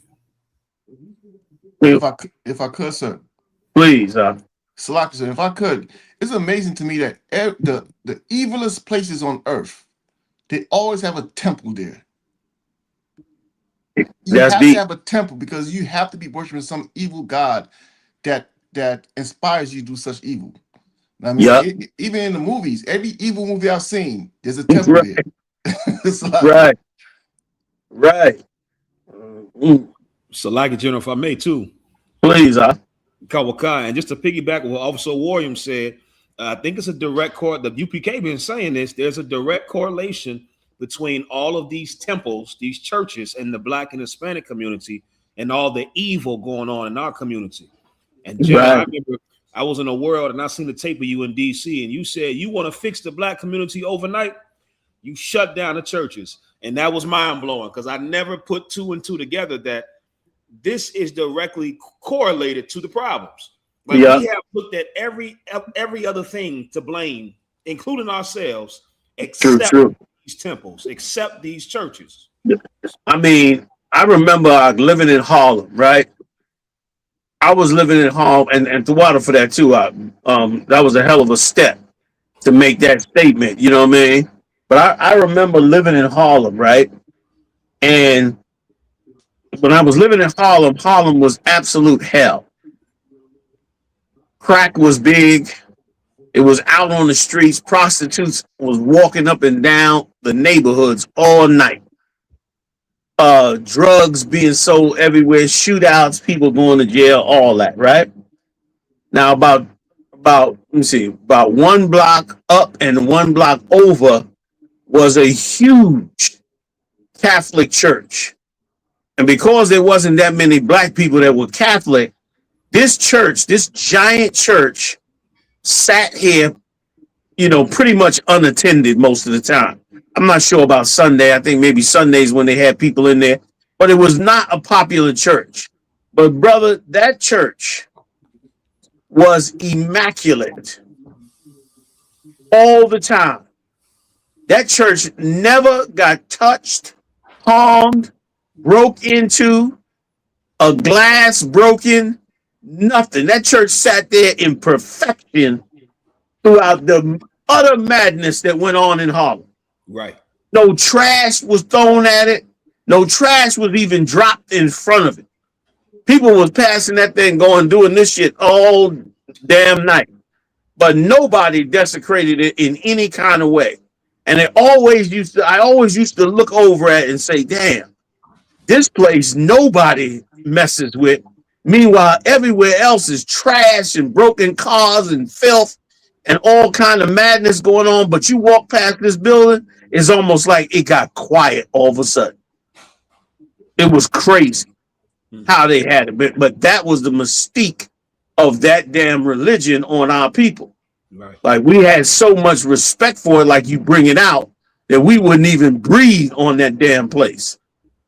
Meanwhile, those things were the ones that was, you know, harming us the most. And something else, if I could add, y'all, that a lot of people may not be aware of. A lot of people don't realize that just like corporations infiltrate other corporations to make money and overthrow their secrets, well, these religions do the same thing. You mean that the Catholic Church has a section called the Jesuit priests, but you never see them. You never see them. You never see them in any services or none of that, because the Jesuits are like their CIA. They said them Jesuits carried out tons of killings in Central and South America. Them Jesuits is that arm that they call on when they got to get some dirty shit done. Them Jesuit priests, and they infiltrate other organizations, especially the Catholic Church. They said them Jesuits, the Christian church. A lot of black churches don't know they've been infiltrated by black Jesuit priests. And them Jesuit priests sitting over those churches and all that. You know who was one of them? Oh man, the black guy that was, I think he was mayor of Maryland at one time. You know who I'm talking about? It's a black dude. I want to say he was, say again? How long ago, sir? We going back a little ways. Let me think. Maybe about 10 years ago. I forget his name, man. But anyway, he admitted that he was a Jesuit. And people were shocked. He was on some talk show host. He was on some talk show. One of them old girl talk shows, The View or one of them. And they were talking to him, and he said, yes, I came up in the Catholic Church, and yes, I became a Jesuit. And when he said I became a Jesuit, I said, well, that makes sense. He ran for public office and was in the Christian church. It's the governor of Maryland, the one who is the governor right now, Wes Morrison. Wait a minute, there's a black governor right now? Yeah, the governor of Maryland right now is a brother. His name is Wes Moore. And okay.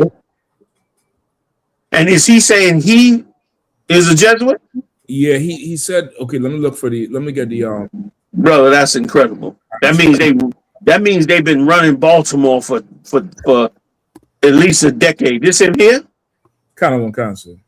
Like you see that? Now, I bet you he going to church every Sunday. And not no Catholic church. He probably sitting up in one of them Christian churches every Sunday. We look at his black face and think this is somebody black. When this cat here is totally brainwashed into the world of Esau under them Jesuit priests. And maybe a full-fledged sodomite. Go ahead, somebody else jumping in? So if I could just jump in there, I had put out a couple videos. This was like maybe about a month ago. Okay. I came across a video on YouTube with this Edomite. He used to be a Protestant missionary, right? And he put out a there's a thing called not Reddit. It's called Substack, where journalists who don't really work for newspapers, they put their work up on Substack. It's kind of like a like Patreon. Yes, it's like Patreon, but for writers. Gotcha. So on his Substack, he put out what he called an expose on how the evangelical church has been running a psyop in South America for the last 40 years. That evangelical Christianity is a psyop from the CIA. And in this Substack, he laid out how back in the 60s and the 70s, the Catholic Church was very heavy in South America. And as they were encountering these different tribes down there in South America, they were teaching them a form of Christianity that was anti-capitalism, meaning it was about how Jesus was loved the poor and was in tune with the poor and was against materialism and was against, the state coming and taking people's land, and how you should stand up against oppressive governments and stand up against people who try to come take your land and take the things that belong to you, right? They said that the Nixon administration, Nixon put out a report saying that the most dangerous thing in the way of the empire at that time was radical Catholicism in Central and South America. They put together a program to support evangelical Christian missionaries to go down there and to teach them a Christianity that would pacify them and would tell those people in Central and South America to have a love of God that made them say, if the government come and take our land, we shouldn't fight against the government. We should just put our trust in God and pray and hope that God will give us a land like he gave the rich landowners. That's crazy. Not going to work on this job, but we not getting paid no money, and we got to get, we poor and starving. We should pray that God would bless us with a good job to give us some money to go and, be able to buy the things that we like. And he laid out in detail in this report, this expose, how over the years, the community became centered around this evangelical pastor who taught the people about materialism and about having the nice things that people in society had, and how they were able to convert these people living out there in nature and not in the wild, but living there in their community, how they got them to erase their culture and erase their way of life and erase their values of living and to come over to the capitalist, democratic side of things, and how that was the gateway to America and these corporations being able to take over vast, portions of land in Central and South America, displacing people off their land, putting them in concentration camps, and basically stealing all of their resources from them because they taught them that it was loving, it was, God-like and Jesus-like to submit yourself to the state and let them take all of your land and just pray and ask God to give you what you desire. Now, what I read in that is this is what happened in the Black and Hispanic community in America over the last 40 years. Absolutely. While this devil is laying out what happened in South America and how he was a part of the missionaries going down there and teaching this stuff, I'm seeing how they use the Black church to teach us how to be materialistic. They use the pastor with his $7,400 Versace jacket on Sunday to teach the women and the people in the church that God ain't blessing you if you ain't riding in the Rolls Royce. God ain't blessing you if you ain't wearing the Versace and the Louis Vuitton and all of these designer names. That comes from the church. The people who have the most influence on us are the ones that's telling us to go vote. They're the ones that's telling us to put our trust in Donald Trump, put our trust in Kamala Harris. Right now, there's a whole demographic of Black people on the internet saying this is what y'all get for not voting. Because y'all didn't vote, we got Donald Trump, and then there's a war in the Middle East, as if things would have been different if Kamala Harris got elected. Right. as if things was any different under Barack Obama or under Joe Biden. This whole thing, they refuse because of the lies of Christianity, because of the indoctrination, because of the psyop of this evangelical Christianity. We have a belief that if we just pray and hope in God and continue to support the state or support the government, that something good is going to happen to us, when the truth that the Lord has been putting out since 1969 in the ISUPK is that the only way the Lord is going to bless us is if we separate from these people and come back to doing what the Lord said to do. Come back to being a people he called us to be, and to keep his law and to keep his law, statutes, and commandments. But there's a psychological operation that's been at work against us for the last 40, 50 years to teach us to love the white man, to accept poverty, accept having our resources stripped from us, you know what I'm saying, accept the rich get richer and the poor get poorer, and just put your hope and trust in Jesus, and one day things will change. And that is not the case. Salaki. I yield. So I just wanted to bring that up. And let me tell you, like that they infiltrate each other's religions and push their propaganda on one another. And of course, we definitely caught up in the middle of it. Damn right. We caught up in the middle of it, but these religions, are spreading all kind of evil all over the earth. You know what I mean? To bring it back to what we was talking about. So that's crazy. Go ahead, Michelle. Wesmore is not the guy. Salaki, that was an error. Oh, okay.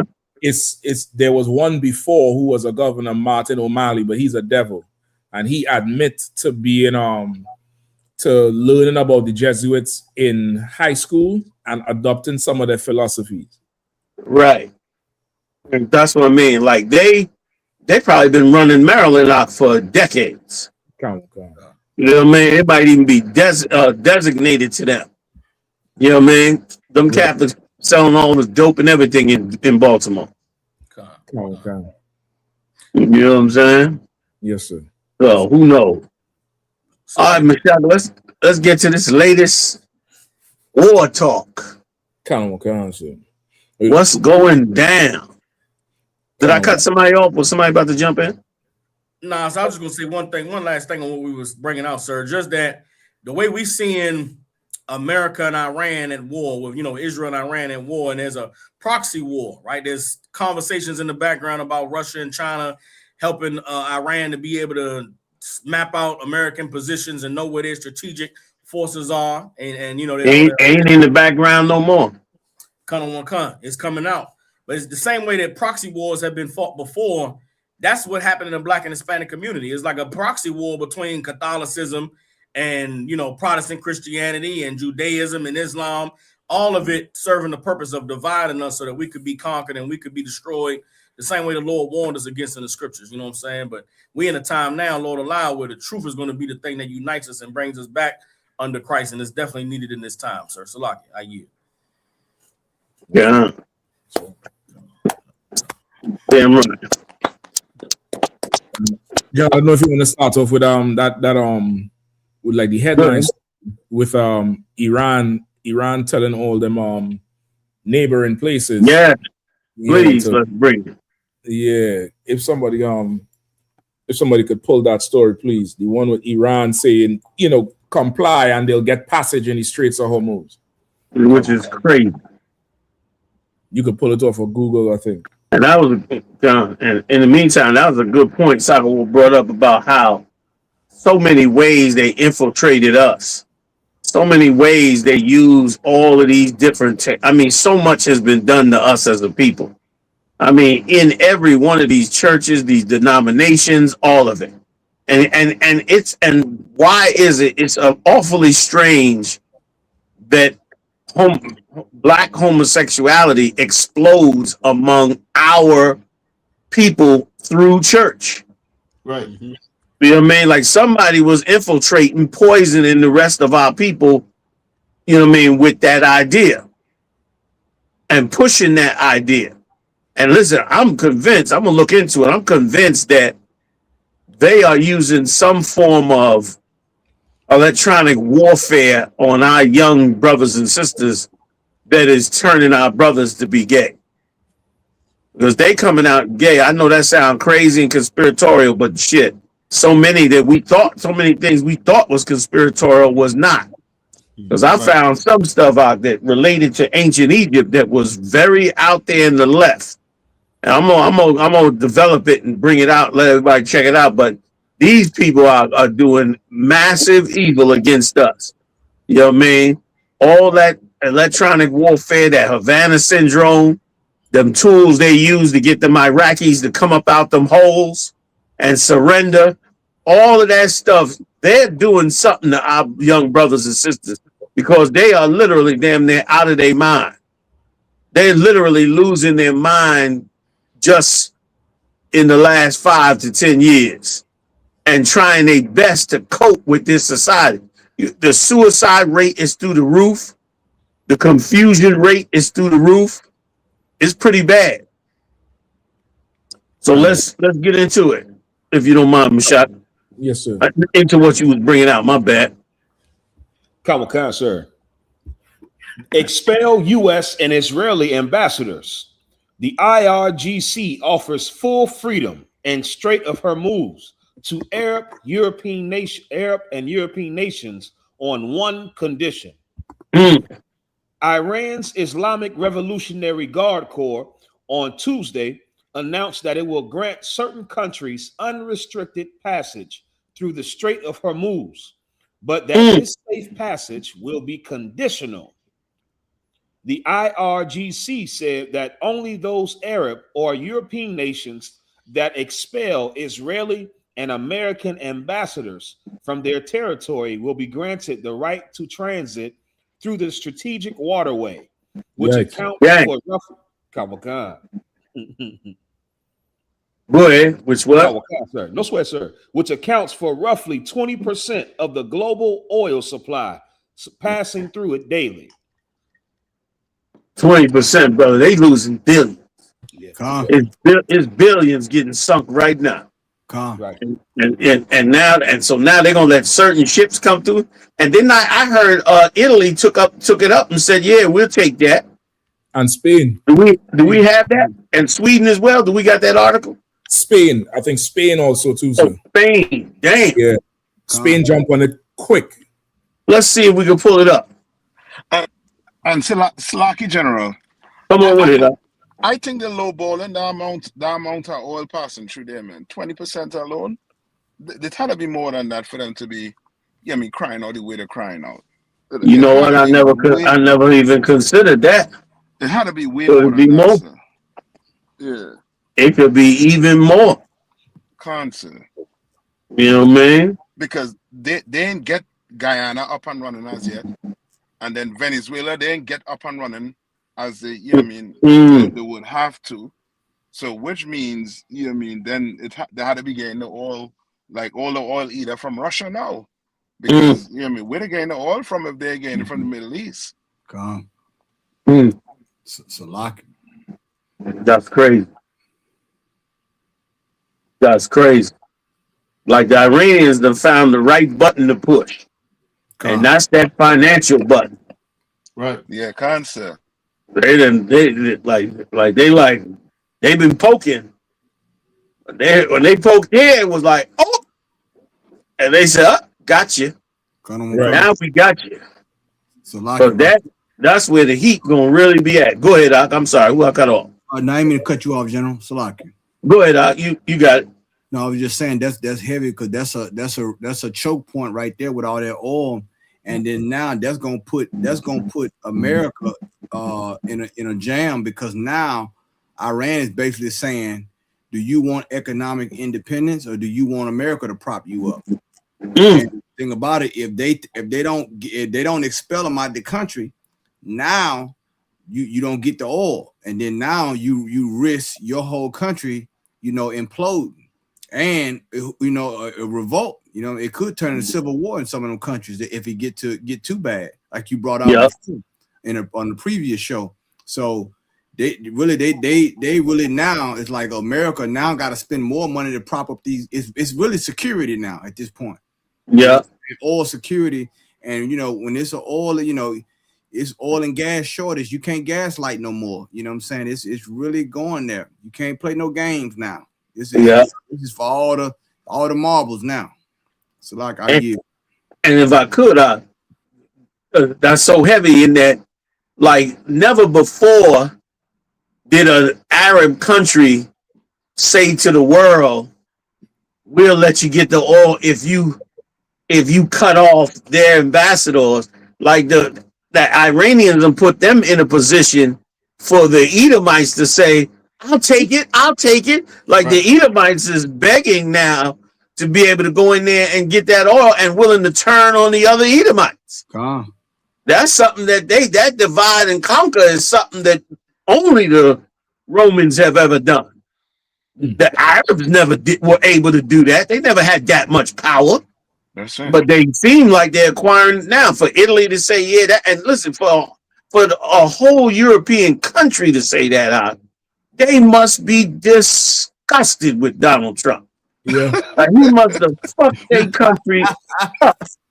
Yep. Because you know what I mean? The embarrassed, like the European countries always, even if they was halfway doing it, they always towed the line together. It was always NATO's way. You know what I'm saying? Right. They always towed the line. So if you pull up a story now saying that Italy and others is saying, bet we're gonna actually go with Iran's way. Iran they firing missiles back and forth, and we're gonna go with Iran. Salakia. That's major. That's major. Salakia, go ahead. Salakia, go ahead. If I could, America thought they was going to draw a line in the sand with them attacking Iran. Iran then came and drew a line in the Strait. Yes. Took that whole thing down and said, if you want safe passage, then you're gonna have to renounce your allegiance to America. And if I could, sir, for the last 30 years, these Gulf nations have sat and watched America and Israel come at them one by one. They came at Iraq. Then they came at Afghanistan with the 9/11, right? They came at Iraq with the war on terrorism. Then they took apart Syria. I remember when I was the truth, sir, they had the Arab Spring, but they went after Egypt with Mubarak. They went after Libya with Muammar Gaddafi. And all of those nations were in cahoots with the Gulf nations. Now the United Arab Emirates have come to power, the UAE and Saudi Arabia. And they came and attacked Iran, and Iran said, y'all gonna sit by and let this happen. We got something for all of y'all. They went and attacked Bahrain. Like, they playing dirty too. Israel came and bombed their oil refineries in Iran, put a whole black cloud of smoke in the sky, raining acid rain down on the people. They said, no sweat, we got something for you. They shut down that strait. They bombed the refinery factories in those other Arab countries. And now Iran has said, we understand the power that we have. We situated right at this strait, and we'll shut the end. Because really, and the evil of the white man is they don't make it seem like all Iran is shutting down the earth. Iran is shutting down the economy. No, you shut down the earth. Right. You shut down the economy when you attacked Iran. So they're using the resources that they have at their disposal to let it know that the threat is real. You're gonna have to respect our sovereignty and respect our ability to be able to exist, or we'll mess it up for everybody. And it's such a beautiful thing, sir, and that you've been prophesying this since the 80s, that this time was going to come, and now that we in it, it's just so beautiful to see how there's no way out. Like, there's no way for America to make this right. They only can sink further into it, because if they were to pull out now or to pull back now, the jig is up. There is no more respect. There is no more fear. There is no more big bad bully.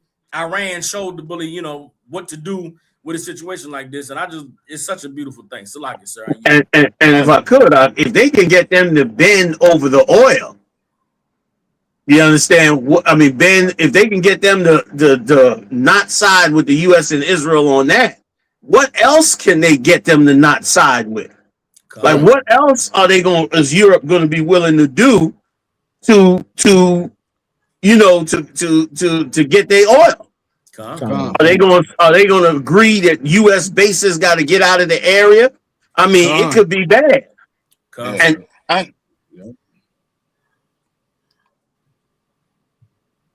General, Salaki, you take it now, Doc. Salaki, I was gonna add to see if because it looked like Iran playing for them to come into the country, because that's the only way they're gonna stop this that mess that coming the way.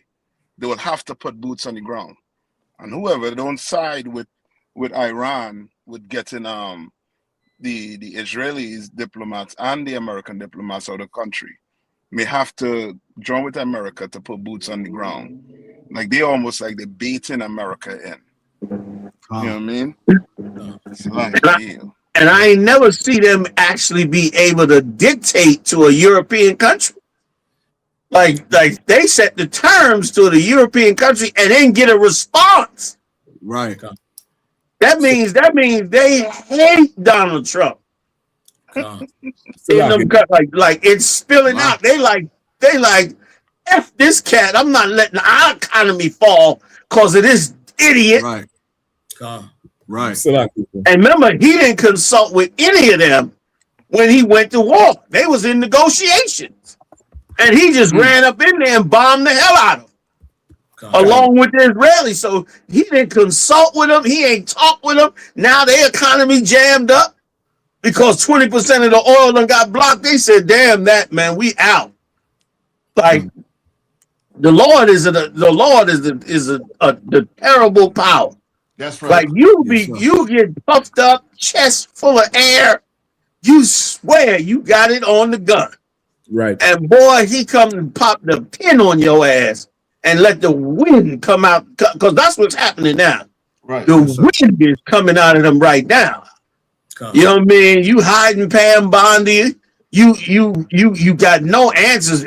Marco Rubio damn near gave up the tapes. I ain't too sure that was a slip either. I ain't too sure if Marco Rubio gave it up on purpose because of this bullshit. Because he turned around and said, well, they was going to get attacked by somebody or Israel or somebody, and we knew they was going to attack us, so we hit their ass. He gave up them damn tapes. He gave the receipts up on what they was going to do. Yeah. And brother, because he did that, it everybody saw the game before they could even spin a lie on the whole situation. And now, forget about it. They really can't even spin it. They, like y'all was saying, they can't even get out of it. Yes, they can't get out of it. They can't spin it. There ain't much they can do with it. They stuck in it. And now with Russia's help on the targeting, and I noticed something when you played that video before, how the Iranians said we let our missiles out, we did this, we did that on our own. He kept saying on our own. On our own, meaning he letting you know we handled this. Right. Nobody else had to help us handle this. We handled this ourselves. And now, of course, all of them are coming in, Russia and so forth and so on. What's really going to be something to watch is if they get slowed down and stopped over there in Central and South America.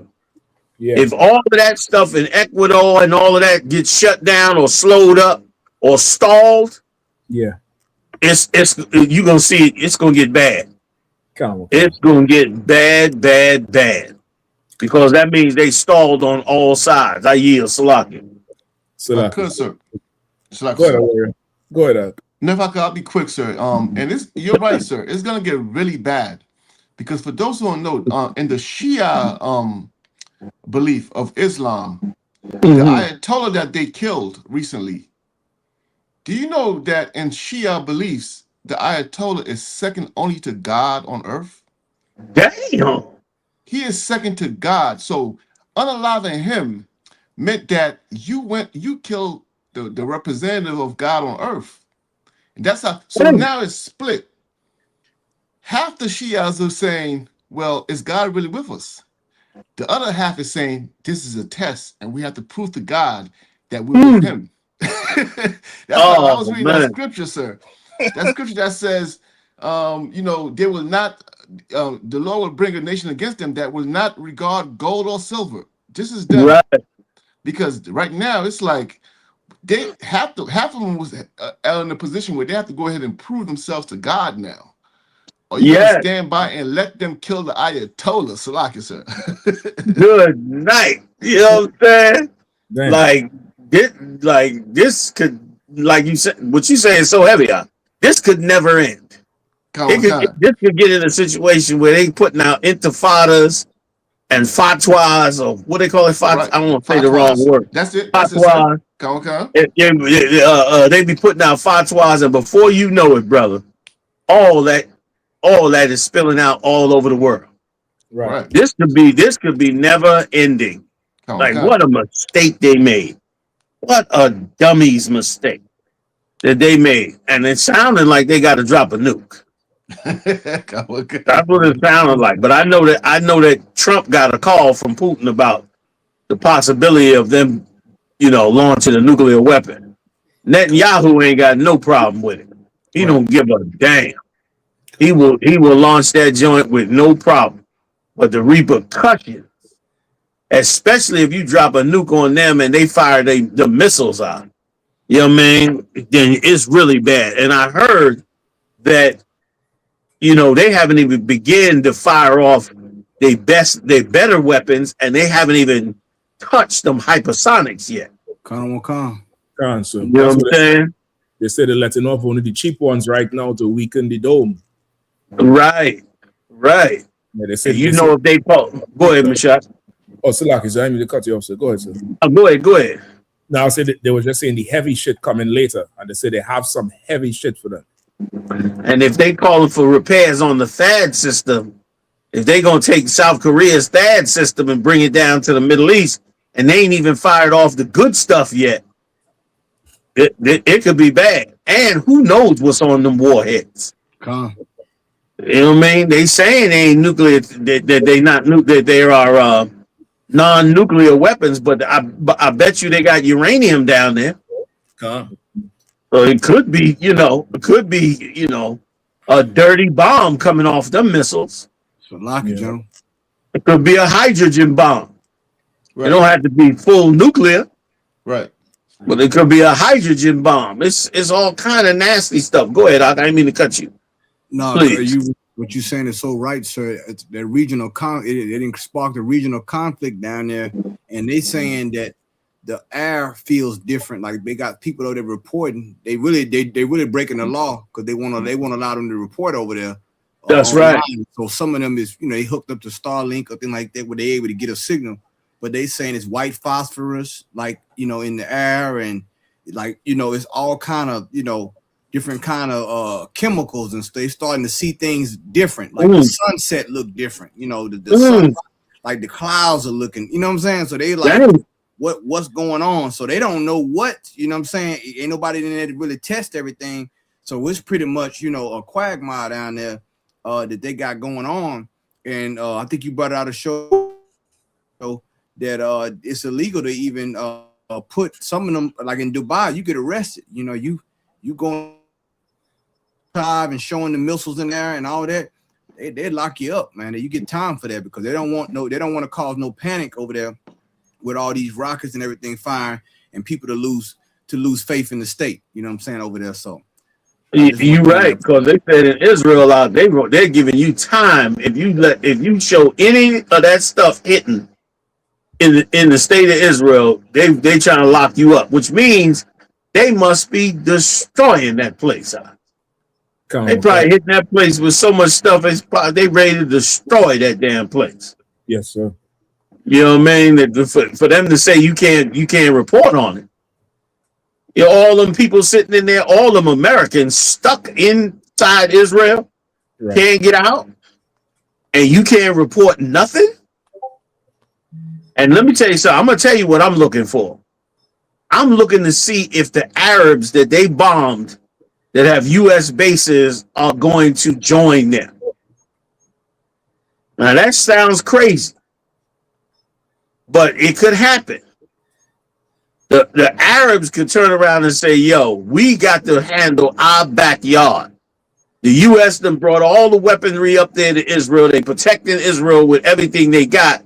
But we out here who paid all these billions for 30, 40, 50 years, we done paid these people billions. Right.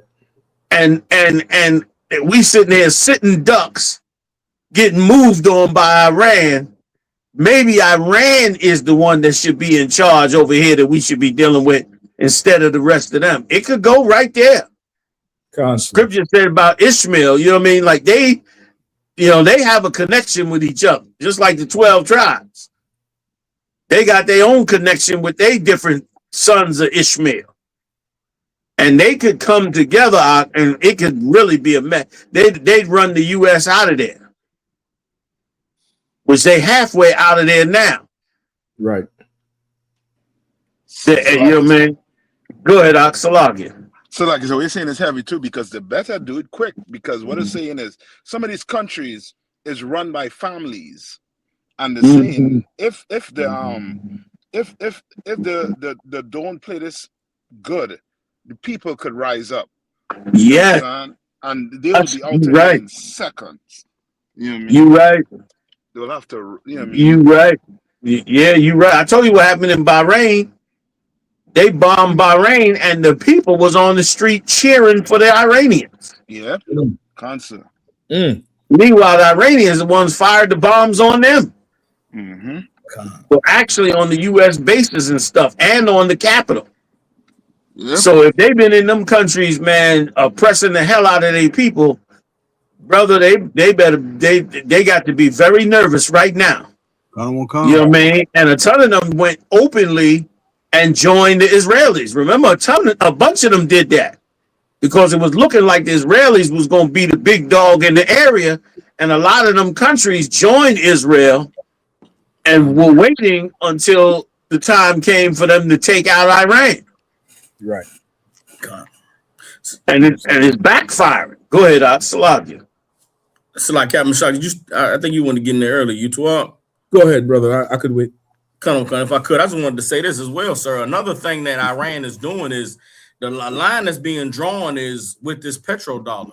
What's at stake right now with Israel and America, if they lose their control, their stranglehold over the financial system goes out of the window. Because right now, the reason why a country like Italy would be so quick to jump at Iran's offer is because many of those European countries have been wrecked by this American, this American dollar. Right. I remember years ago, the Greek economy failed. The Greek economy got completely destroyed, and there was a run on all the banks, and it was because they were dependent on the dollar. Same thing with recently, Japan went through an economic crisis where their value of their yen or whatever their dollar is over there completely crashed and tanked. And it was because of the economic manipulation going on with America and with the small hats who run the banking. Iran right now has threatened to take the barrel of oil price up to $200. And that $200 is a threat to everybody who deals in the US dollar. Maybe if there was a system that existed where every country could be able to pay for oil in their currency, then it would be a better situation for everybody involved, which is what BRICS is offering. The BRICS monetary changeover is you could be able to deal with other countries in your currency, have a fair exchange based on what your goods and resources are, and you don't have to go through this US dollar. You don't have to go through these small hats with their banking conglomerate. And Iran recognizing that is saying, listen, you want to side with America and you want to side with Israel, no sweat. But then you keep on buying our oil in dollars and pay $200 a barrel. Now, if you want a system where it's fair and everybody can be included and you ain't got to be, you ain't got to grovel and get on your knees and take whatever the small hats and whatever America wants to give you, then come on over here and join the BRICS. It's like poetry in motion, because this is the same thing that America has done around the world for the last since the end of World War II. Way World War II ended, it made America the banker for the whole earth, and they took it and abused it, and did everybody around the planet dirty. And so now the opportunity is coming up for these other countries to rally together and to say enough with your BS. And Iran is the one that did, is taking a stand with the military force and with the economic control to be able to show these other nations, man, there is an alternative. So like, damn right, because that's exactly what NATO did with Europe. NATO came together with Europe and did that.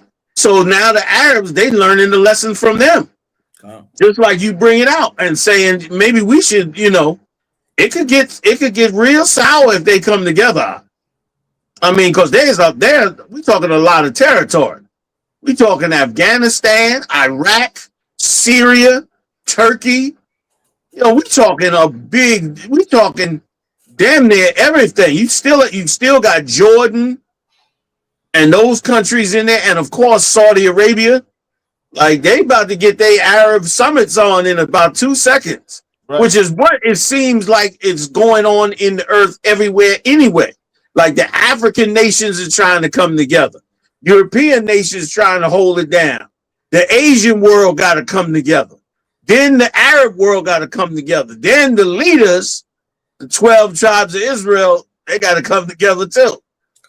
And then it's going to all get right. You know, man, damn right. It's going to all get right. So what you say about war is dead on right. Like they ain't stupid. They watching this and seeing where it goes. And if America don't, you know, the mystique of how incredibly powerful America is, they must be able to maintain that, man.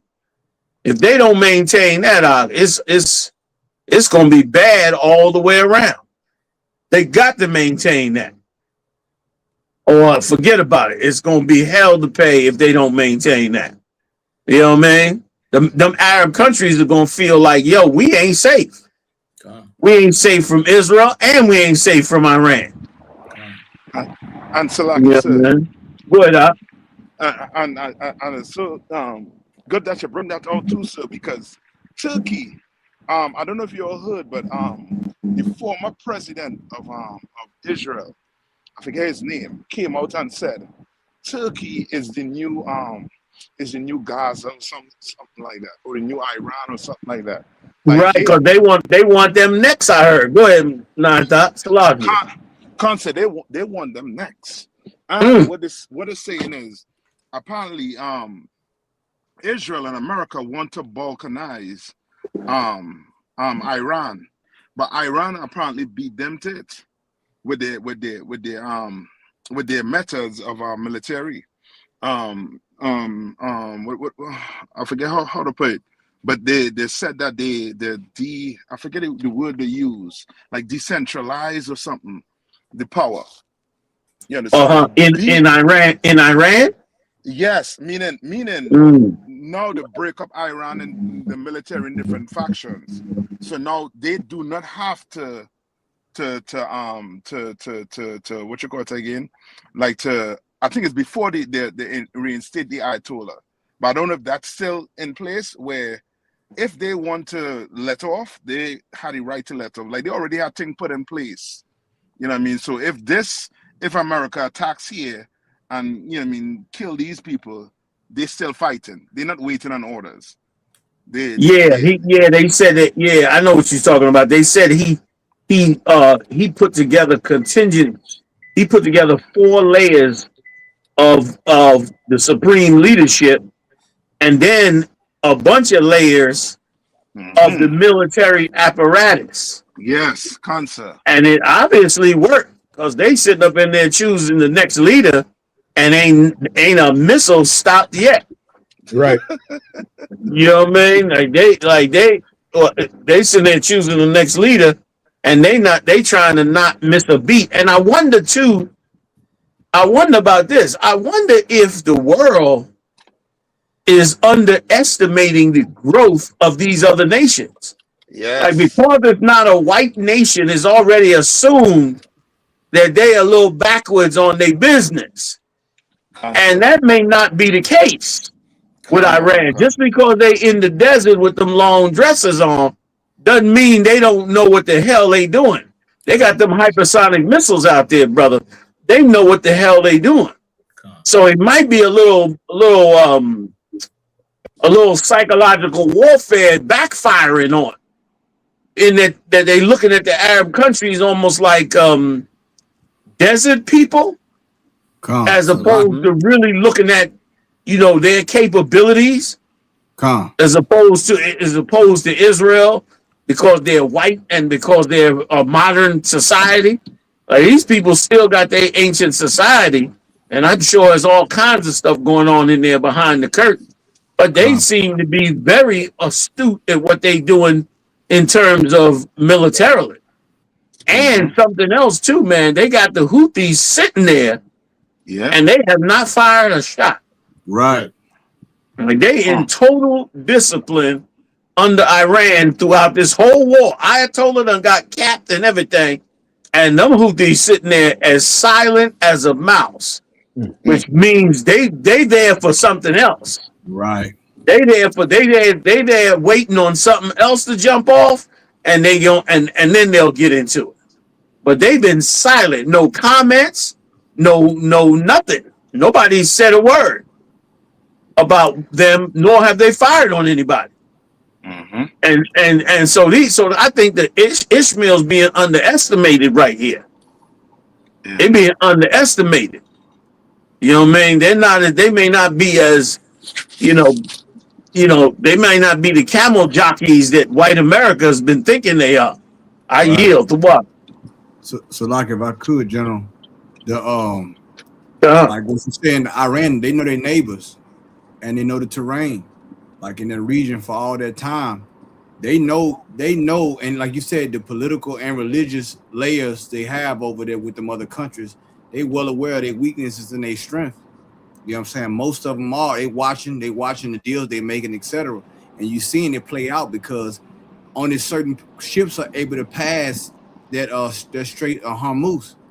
It's only certain ships. They showing the satellite. You seeing the ones that can't pass. They just out there circling. They can't. They not going to that tip point. They just waiting on. They trying to. Some of them probably trying to strike a deal or whatnot. But they only let certain ones through. You understand? So they know. I think they have the regional advantage because they know their neighbors and they know the political fallout. And who knows? They might have people in them countries as well. That's behind closed doors, those back channels, because everybody ain't getting all the intel. You know what I'm saying? Right. They're not getting it. You can see it, like I said, with the Houthis and all that. People sitting silent. Like it's real. It's getting real. It's going down to the it's going down to the final straw down there because every day that oil and gas go up, people starting to sweat over there, and they gonna start to want to cut a deal. You know what I'm saying? Real quick. And the Edomites know you cut this money off on these Edomites. They known for jumping out of a skyscraper over that damn money. You know, man, like the Wall Street crash out, they're going out the window. 100 stories. You think them planes took them towers down? Let that Wall Street crash. The building gonna be intact. The people coming out the windows. Okay, like they known for suicide behind that. So you right, they putting the squeezes on their ass tight. Yep. To come on and get right because, like you said, they're gonna start. The Edomites will start calling. Yo, you got to do something. You got to do something. And in Esau's eyes, his wealth is his power. In his eyes, and in military terms, the Lord even said, "Money is a defense." So so the wealth that you have is your defense against those enemies, and being able to raise up military power. Now you stuck. You got to bring weapons and items all the way from South Korea to bring them into the theater. You might have a little problem on your hand. You know what I'm saying? Like you might have a little issue that might be on your hands. I yield to water. If I could, sir. Please, go ahead. Slack saying back what you were saying earlier with the Iranians going to join the Iranians, the Edomites going to join the Edomites. The scripture says, every man shall turn back to his own people. You understand what I mean? And that's proven true now. And I think about, hardship. Hardship brings you back to your own people. You think about jail, for example. Two people of different races could be best friends out here in the world. But when they go to jail, under hardship, under constant warfare, they got to turn back to their own people. Right? And it's the same thing that happens when war breaks out. War breaks out, and that's how the Lord brings everybody back to their own people. There's no more, freedom to just join everybody else because you gotta go back to your people. And blacks, Hispanics, Native American Indians going to be forced to join back their own people. A sidebar, I've been getting people out, like since I came to the truth, sir, like I'll tell you, when I came to the truth, I lost my whole family. Wow. Now they done pulled me into group chats with them, and I'm seeing pictures of nephews and nieces I've never met. Wow. I mean, I've seen pictures of nephews and nieces. And I mean, they put me in a group chat on WhatsApp called the family reunited. Dang.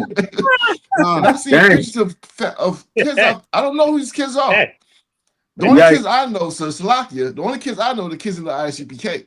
I don't know none of these kids out there. I mean, but because of warfare, everybody's having to turn back to their own people. And it's a beautiful thing. Salakia, I yield. You right. You so right. Everybody gonna have to come back together. That's a real thing.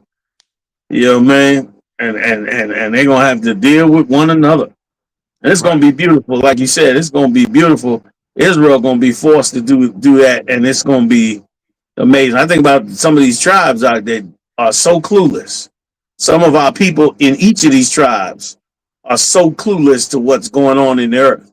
The Lord prophesied, nobody believes it's gonna happen, but it's happening right before their eyes. You know what I'm saying? Like these prophecies is clicking off like a playbook. Right. You know what I mean? And the end of all of this is serious suffering and destruction, man.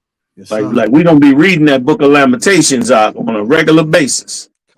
You know what I'm saying? Like we're gonna see those days real soon. So like I didn't mean to run on. Yeah, man. So you want to hit another story, Mashak, or what? Yes, sir. Kind of for sure. We could do some more with the with the Middle East as we already in there. Sure enough. We have a number. The Mamdani one. It is, I'm not sure if it's Jewish cat or if it's an Arab who threw that bomb. This shit don't even look like it could explode. It just looked like a toy. Yeah, it looked like a rope that was lit. I don't know if that's more propaganda from one side or the other. You know, and to try to destabilize things. I don't know if you want to touch on that one now as well. Yeah, we can get into it.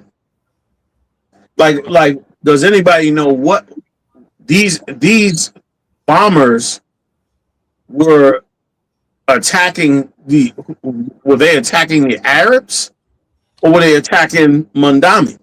Well, they say they threw it at Mamdani's house in New York. So I don't know if it was to destabilize the whole protest, if it was to bring let's see if we can pull an article on it. I got it right here, sir. It's number you got one. it right there. Go ahead. Khan. 2 Bucks County, Pennsylvania, men charged in ISIS-inspired attack outside New York City Mayor Mamdani's residence. Okay. 2 men from Bucks County, Pennsylvania, were charged in an ISIS-inspired attack over the weekend outside New York City Mayor Zohran Mamdani's. Now, Kazak, we lost you. Can you hear me, sir? Yeah, I hear you now. But I got a quick question for you. Now, why did Mamdani? Why him? Isn't he a Muslim?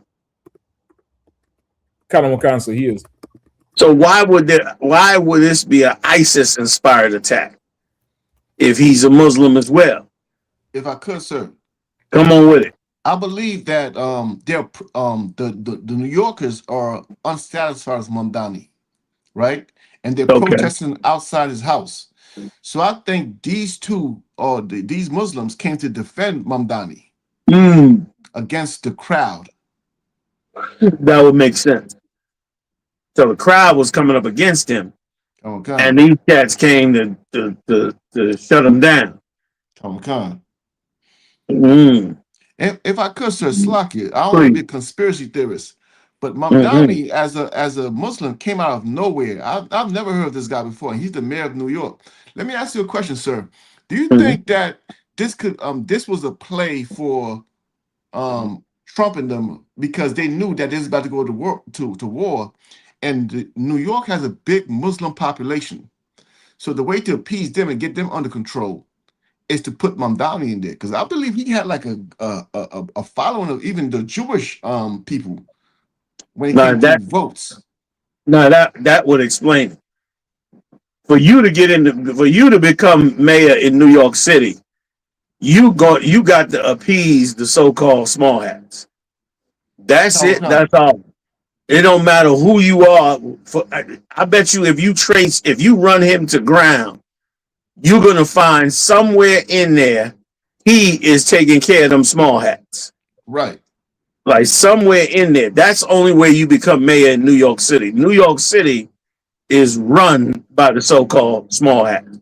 I mean, they own 90% of the real estate in New York City. And you know New York City got 10 million people. So they run in 90% of the real estate. So you can't even breathe in that place without them. You know what I'm saying? Like Giuliani became mayor, and they told Giuliani, get rid of all the vendors on 125th Street. It's messing up our business. He came in there, brother, got rid of the vendors, got rid of the licensing for becoming a vendor, wiped the whole place out at their behest. So you can best believe with money. And New York City is about money. Right. That's what New York City is about. They are a treasure city for this Edomite. You know what I mean? And for it to have gone the way it's gone, he has to have some connection with them. He's doing something for them that they like. He's a Democrat, right? Come. Yeah, he's doing something for them that they like. Something with the real estate, something with the neighborhoods, something with certain laws. Remember, they came down there in Brooklyn. That Crown Heights, Brooklyn was totally run and owned by Benjamites. And them Benjamites, and they hated them Benjamites for this reason. Them Benjamites owned all of the real estate, all of the shops, and on top of it, they had the dollar cabs running them to downtown Brooklyn.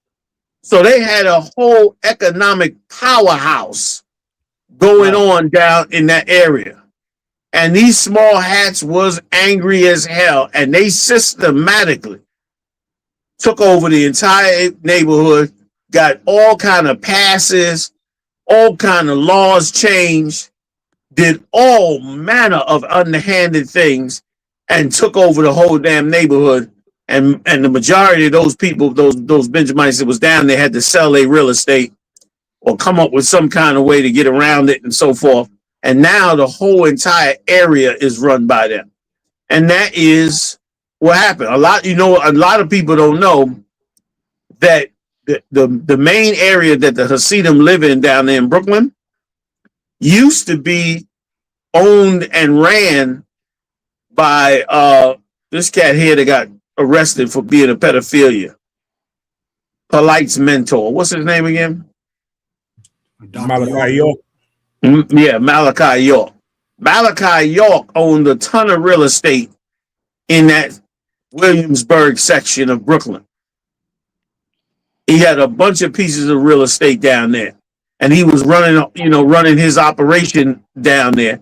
And sure enough, they came in, made some kind of offer to him. He packed all his stuff up and moved down there to Atlanta and bought that temple down there in Atlanta and all that. And eventually they arrested him for child molestation because he set up that temple. And that's a whole nother story. But to go back to your original story, that's the only way you get anything done in New York. Like everything in New York is about money and them small hats. Slug, I yield. So I don't believe it's that so much out because even the black mayors, what's his name? Man, I forget his name. The black mayor that was down there, he helped wipe them out. Damn, what's his name? I forget his name. Dinkins helped run Benjamin out of there for them. So whoever gets in there, it don't matter if it's a black mayor, Latino, or Arab, whatever. Believe me, they working for them small hats. It's the only way you get to do that. Come. So to answer your question, but now you had two parts to that question, right? No, that was it, sir. You answered. That was it.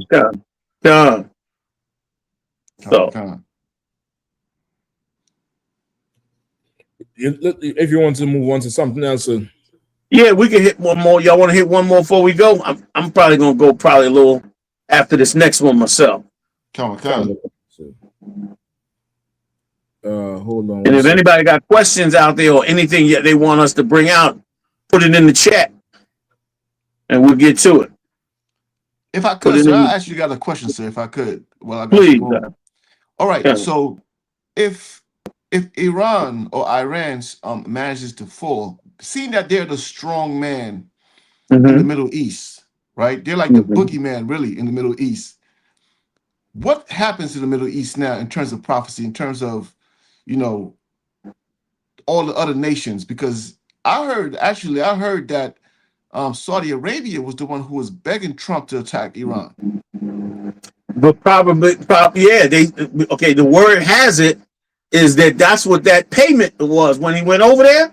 That payment was for him to destroy Venezuela, right, and to turn around and come back and destroy Iran. And so, which is basically what America has been reduced to, is a hired gun to protect your country. It's damn near down to extortion now. You know what I'm saying? Then it took everything else. It's oil and extortion. That's about it that America does now. So yeah, the rumor has it that's what he was supposed to do. And there's also rumor that's why he was so hesitant, because he knew it was a bad idea, but he took the deal, took the money, and now they had to fulfill their end. Right. And so, but nothing happens. If Iran falls, nothing changes. If Iran falls, nothing changes. The war will start again with Turkey. And then we'll see who gets in it then. And, okay, in this particular case, I'm not sure if Russia and China can allow Iran to fall. Right. You know what I mean? Which, like, this is more like what the Lord said. He's going to bring them into the valley of Jehoshaphat. We can read it if y'all want, where they're not going to be able to get out. You know what I mean? Like, that's why he said, there shall I plead for my people. Like, they're going to be pulled down in there, and they're going to want to get out. They don't want to be in there. They don't want to be, Trump don't want to be in that quagmire no more. He wants out of there, but they're being pulled down in there. And the way it looks, according to the prophecy, is like this one here, they really can't allow Iran to fall. They can't do it. Because if Iran falls, then the so-called Jew owns the Middle East. And if he owns the Middle East, he is going to first starve Russia to death. Right. And Russia will be cut off and in hell, and their country will start falling, especially with the enemies, with Zelensky and the Ukrainians on his hip. So they can't let it fall. So the only way it could fall is if they drop a nuclear bomb on. And if they do, it's going to draw everybody back in, because they're going to be like, we got to contain these cats. They don't let off a nuclear weapon, and they're trying to control the whole oil. So I don't see it happening. But if it does happen, it wouldn't change a thing. If they let off a nuke in Iran, it still won't change anything. Iran will still be firing the missiles and them rockets, and it will still cause the Third World War to go off. Right. Now, in exactly what way? It might mean Russia got to take a direct action then against Israel.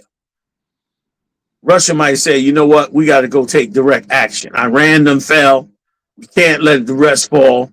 And then Russia will gather together North Korea and China, and they'll have to go up in there and push up against Israel, and once again they'll get drawn in. And whatever they do, all the Arabs are still gonna get in some way, shape, or form. If they put in ground troops, it still wouldn't change anything. So nah. If they shut Iran down and they win this whole war outright, nothing will change. Just like it didn't change with Iraq. Remember, they was going in Iraq. It was looking like it was going to be World War III. They said he got nuclear weapons and the yellow powder cake, whatever the hell that was. Right. You know what I'm saying? Come on. Right. And so they was ready to go and do something, and it was a worry, and they started a whole war, shock and awe, desert storm. You know what I'm saying? Right. Shock troops coming in. It was they took 158,000 troops into Iraq. This is a ridiculous amount of foot soldiers going into Iraq. So they went in there with a huge amount of foot soldiers.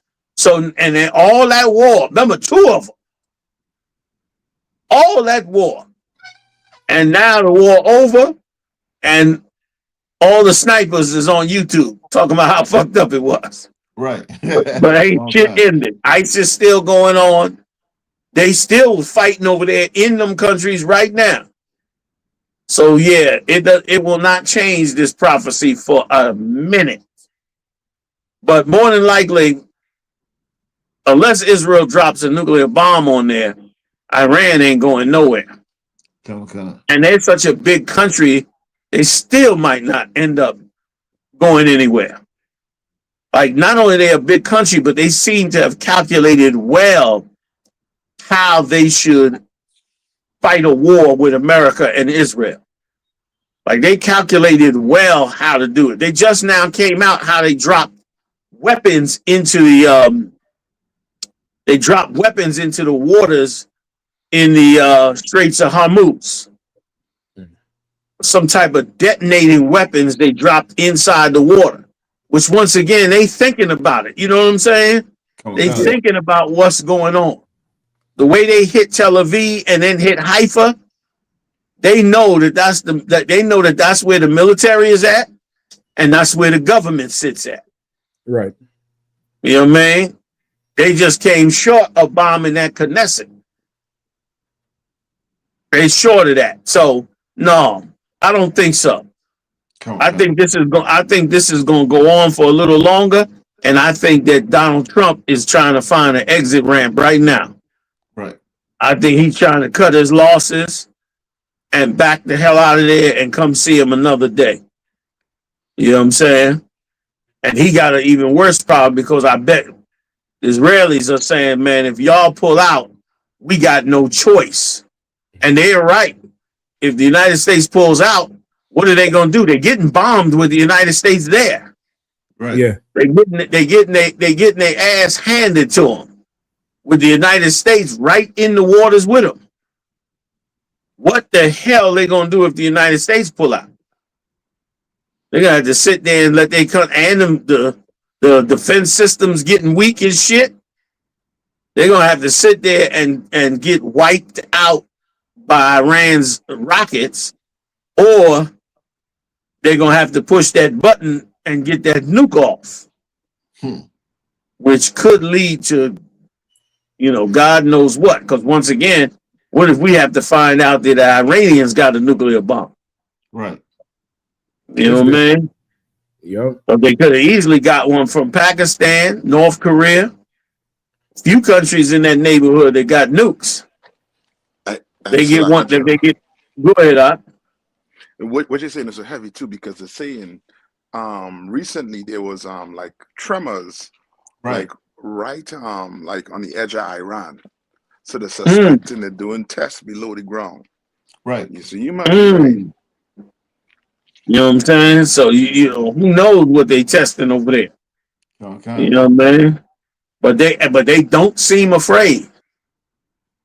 You know, they seem like they got something for that ass. You know what I mean?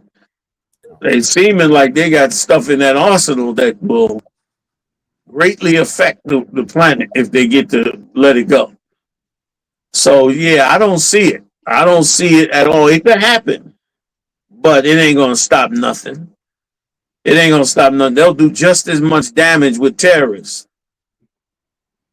Terrorists will be carrying pieces of uranium on into the damn country. Come on. You know what I mean? So yeah. I don't see it. But it could happen. You know what I mean? But I don't see how it could be any real decisive victory in this on the American Israeli side. Even if they pulled up right now, it's gonna look horrible. And if they go in there and nuke the country or send in ground troops, and let's say they take over the country, then what? Right. You know what I mean? It ain't gonna go well. You got millions and millions of Arabs running up and down that whole corridor. You talk about Iran to surrender. You can't do it. You can't do it. That's my opinion. And it shows you the power of being unified and why we should be so unified. That's right. They so unified in that country. They killed the leader of the country with 90 million people in it, and the people just organized themselves and went right back to war. You know what I'm saying? Go ahead, and that's how you know he built something by the world standards, of course, something strong. Yeah. Because America think, you know, they always promote you cut the head of the snake off and the snake fall. You cut the head of the monster fall. Like he done replicate himself in the hearts and minds of the people.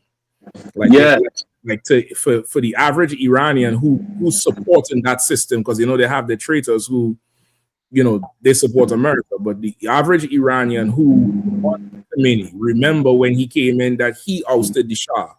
Right. Keeping that in mind, I don't even think they care about the oil. Like this is just like sand. Like, you know, somebody who living in the Caribbean, they don't give a damn about the sand. It's all around. Right. Somebody not from the Caribbean will come and be like, oh, this is good sand, because they don't have it. Right. But they care about their people, the longevity of their people, the state of themselves and the up, you know, behind them mountains. They ain't trying to, you know, have a, you know, I haven't heard, I don't know if there is, but I haven't heard like a Iranian territory. You know what I mean? A country outside of Iran that's their territory that pays to, you know what I mean? Right. Like themselves, they have a leader who done built something. Yeah. Pass down his morals, and there's people ready to step up into the zone. You can't really fight that if all you could do is offer a signing bonus. Nah, you right. How you fighting that with a signing bonus? Like this nigga kid's gonna be fighting you. Right. You know what I'm saying? That's like right. This is in the end. That's why they're so calm. And then flip out, and you ain't seeing no crazy threat videos. Death to America. You ain't seen none of that shit from the death of the island. They know, you know, the leaders talking, and that's it, and they move cool and calm, like, you know, they ain't even phased. Like they done stepped into something they really did not plan for. That damn near like all them sellout Arabs who they've been dealing with Saudi Arabia and Bahrain and all of them done made them feel that them, you know, every Arab is the same. And they don't get it, that this is not that type of game, neither that season for them. So like I said, you so right. You're so right. Anybody else want to chime in on it? That's so right. What you saying? Okay, if I could, sir. Please. And on top of that, it shows you like when the people have a God they believe in, what they'll be willing to do. I mean, imagine if black people had that faithfulness to God and say, well, this is what God said, and I'm going to stand on it no matter what. Man, the Lord will be back tomorrow. You know what I mean? Because he would say, you know, I you know, several times the Lord has said, Yahweh has said, I have not seen such faith in all of Israel. Yeah. I mean, that means he's looking for the faith. Yeah. He wants to see it. I mean, so I'm saying that to say, black people, if you put a faith in the Lord, I mean, like these heathens put faith in their fake gods that don't exist. They're willing to put all the chips on the line for a God that doesn't exist. Man, how much more so should we put our faith in our God, the God of Abraham, Isaac, and Jacob? You know what I mean? Slakia, I yield. No, that's what's up. True that. Salaki, sir, if I could. Please, Cap. I just want to jump in there and say, man, for brothers and sisters that's out there, that's tuning in, you may be new to the UPK. You may be new to, what it is that we teach concerning the prophecies of the Third World War. You may be new to the knowledge that, we the chosen people of God. What's important and necessary for us to have in this time is patience. You understand? Patience and trust in the Most High. You understand? When you come into the truth, you learn that faith is not a feeling. Faith is not a thought in your mind. You know what I'm saying? Faith is you serving the Most High and living your life the way Christ lived it, knowing that the Most High is going to reward us with the kingdom of heaven, knowing the Most High is going to reward us for living a righteous life. And this life in the truth, man, it's a marathon. It's not a sprint. I remember, sir, if I could, I came in the truth some time ago. And for me, I was thinking Christ was coming back tomorrow. I was thinking all the signs of the Third World War and Barack Obama was dropping bombs in the Middle East and they had just captured Muammar Gaddafi and shoved a broomstick up his behind. In my mind, the Third World War going to kick off tomorrow, man. We're going to be out of here. You know what I'm saying? It's been more than 10 years I've been in the truth. And every day it's felt like Christ could be here tomorrow. And what I've learned over the years is that you're going to have patience. You're going to have to trust in the Most High, knowing that whether Iran falls, whether they drop a nuke, whether Iran wins and kicks America out of there, the Lord requires us to have patience. You understand? And as we have patience, man, you honor the Most High by obeying him and doing what he said to do. And that's why what we're doing here, what keeps us, standing strong and being able to see these things that's transpiring in the world and not be worried and not be afraid or not have anxiety of, oh my God, what if they shut down to this and they shut down to that? What if I lose my job? We don't have to be worried about that because we serve a living God. These other nations, they got to go fight and drop bombs for their God. They got to go fight and unalive one another for their God. We serve the power in the Bible that delivered our ancestors from the hands of the Egyptians, and all they had to do was eat some lamb. Sacrifice and put some blood on the doorpost, and they sat and was patient, and they got delivered that night. You know what I'm saying? We are in the time, once again, where the Lord requires us to be obedient and to be patient. Don't allow anything you feel to do, anything you hear coming from our oppressor to cause you to believe that you got to turn your back on the Lord or you got to do something of your own in order to, try to make the Lord come back or fulfill some prophecies. Don't allow any type of propaganda from our oppressors to cause you to think that you need to act. The only action the Lord requires of us is to obey him and to remain patient. And I thank the Most High for commanding General Yohana, for the generals, the captains, and the officers in this ISUPK, because I've been able to be patient and to obey the Lord over these last years that I've been in the truth. And listen, it's an amazing, beautiful thing for us. So y'all, I know sometimes being on the outside, you may see us, we celebrate when they go to war in Iran. We celebrate when they bomb the U.S. embassies. And y'all might say, man, them cats is crazy, man. I seen on the Facebook, a brother said he was drinking because they dropped the bombs here and there.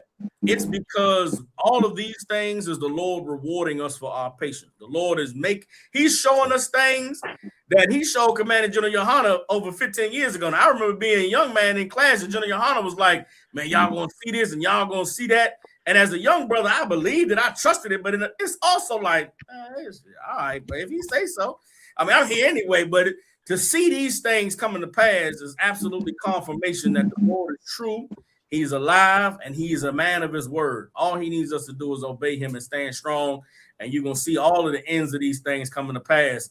But don't panic, don't be afraid, don't let Satan get in your mind and cause you to have anxiety and all of those things. Fight that with the strength and the spirit of the Most High in Christ, and we're going to get through this thing, y'all. Salaki, sir, I yield. That's right. Yeah, that's it. That's it. Yeah, man. Salaki, sir. Go ahead, Warrior. Could I get one scripture, sir? Please, jump in. Obadiah 3 and 4. Obadiah 3 and 4, because, you could clearly see that these devils were so proud of their military might. They trusted in that military might to the point where they could decide when to start a war and when they want to pull out. Yeah, right. When they want to pause it so that they can regroup and go back in and hit you. And also, because that's what happened. Because that's what happened just recently. Salakia, go ahead. Kanamakansa, Like they thought they had it, and Donald Trump thought he had it because before he went in, he told he called the Iranians up and say, "Yo, let's just do let me hit one of your places, two of your places. I'm gonna let you hit one of mine. You know what I mean? Just for show, like just for diplomacy. I don't know how these devils do the thing, sir. But Iranians say if you do that, we ain't letting that slide. We not. And they had to, you know what I mean, they wait a little longer, and then they went in this time again to hit them. Wow. And thinking that, you know, well, they have the upper hand with the Predator drones, the F-35 and stuff. And apparently these planes not even going into Iran. They're just going on the outskirts where all them countries are letting off to the back. And, you know what I mean? And that's why Iran hitting them countries that Latin America and Israel use the airspace. But Obadiah 1 and 3. You know what I mean? Me think about it like this. The book of Obadiah, chapter 1 and verse 3. The pride of thine heart hath deceived thee. And Thou. And that's Esau. Yeah. This is specifically speaking about Esau. The pride of your heart. You think he is the biggest, baddest thing on the planet Earth. Little do you know, as the Bible says, you are just a man. Right. You just like a man, just like me, just like everybody. You bleed the same. You understand? Read on. Thou that dwellest in the clefts of the rock. That's why you know he's speaking about Esau, because Esau, he comes from the Caucasus Mountain. That's why they call them Caucasians. That's where they dwell. Read on. Whose habitation is high, that sitteth in his heart. Who shall bring me down to the ground? Who shall what? Bring me down to the ground. Who shall bring me down to the ground? Because they're going around. It's almost as if they have a aura crystal ball or some shit. Yeah. Huh? Yeah. No, I said like a crystal ball or something. Kind of Salaki. Like a I didn't mean it could have. Like a crystal ball, but more so like when I think Lamech went to his wife and said, Right. "Oh shucks, if they hit me, I'm unalive, you know what I mean, twice or 10 times the amount." Yeah. Like he almost like he pushing that. Well, you just blowing up these buildings. I'm killing all the people. I'm destroying your water. I'm destroying your oil. Like he almost have that aura of, you know what I mean, he's very prideful. Read on. Though thou exalt thyself as the eagle, and thou shalt set thy nest among the stars, thence will I bring thee down, saith the Lord. Yeah, they even using Starlink, not Starlink, but them people who they having who the assigned for space. What do they call them? Space Force. Huh? You talking Elon Musk in there? No, not Elon Musk, but America have a branch now. That's Space Force. Yeah, the Space Force. They're using the Space Force to attack them too. You understand? So like, you exalt yourself, you know what I mean, all up, you know what I mean, like all up in the skies with them F-35, F-16. The Lord say he's going to what? Bring thee down. Lord going to bring you down. You understand? The Lord is going to bring you down. Like you thinking, you know what I mean? You thinking like you're going to sit on top, abuse people for over thousands of years. You understand? And the Lord just sit back and let you do it? No. You know what I mean? Netanyahu was, you know what I mean, relishing. He was like, I've waited for this for 40 years. Well, the Lord been waiting for thousands of years. That's You can right. imagine what he gonna do. That's right. You understand? You can imagine what he gonna do for what you did. You know what I mean? Because general, they more than likely have a play with the war that's going on in Africa right now with the gold. That's what one of the minerals are fighting for in Africa. That gold. And saying and talking about now is oil you're fighting for. You understand? Like he is the problem on the earth. And they beginning to see it. Cancer. And answer. I had a question, sir. Like, pertaining to the Iranians, right? Like, they come from the Persians and Persian Empire, or those are just straight up Arabs? Because that could only be the reason why the real Arabs holding back. I don't know. Yeah, they seem like the descendants of the Persian Empire. Of course, we got to go look in the history to know for sure. But most historians look at them as the descendants straight up of the Persian Empire. Cancer. The Iranians, yeah. Yes. I don't know if that answers the question. Go ahead. No, yeah, and I was saying I don't know if that's the reason why them Arabs and them holding back from joining them. You know what I mean? No, I don't think so, because they devout Muslims as well. Okay, come on, Cancer. I think it's just a nation thing. Like nations don't get along. That's why they nation. And I think that the same with the Iranians. You know what I mean? Like, I'm sure some of them countries go with them. And I bet you they got backdoor channels to every last one of them. Yeah. So, you know what I mean? So they might not be all the way locked in, but you know what I mean? They have that familiar cohesion. But since the so-called small hats came in, they done had a good time. They went and spending their money, turning them desert areas into paradise, never feeling threatened until now.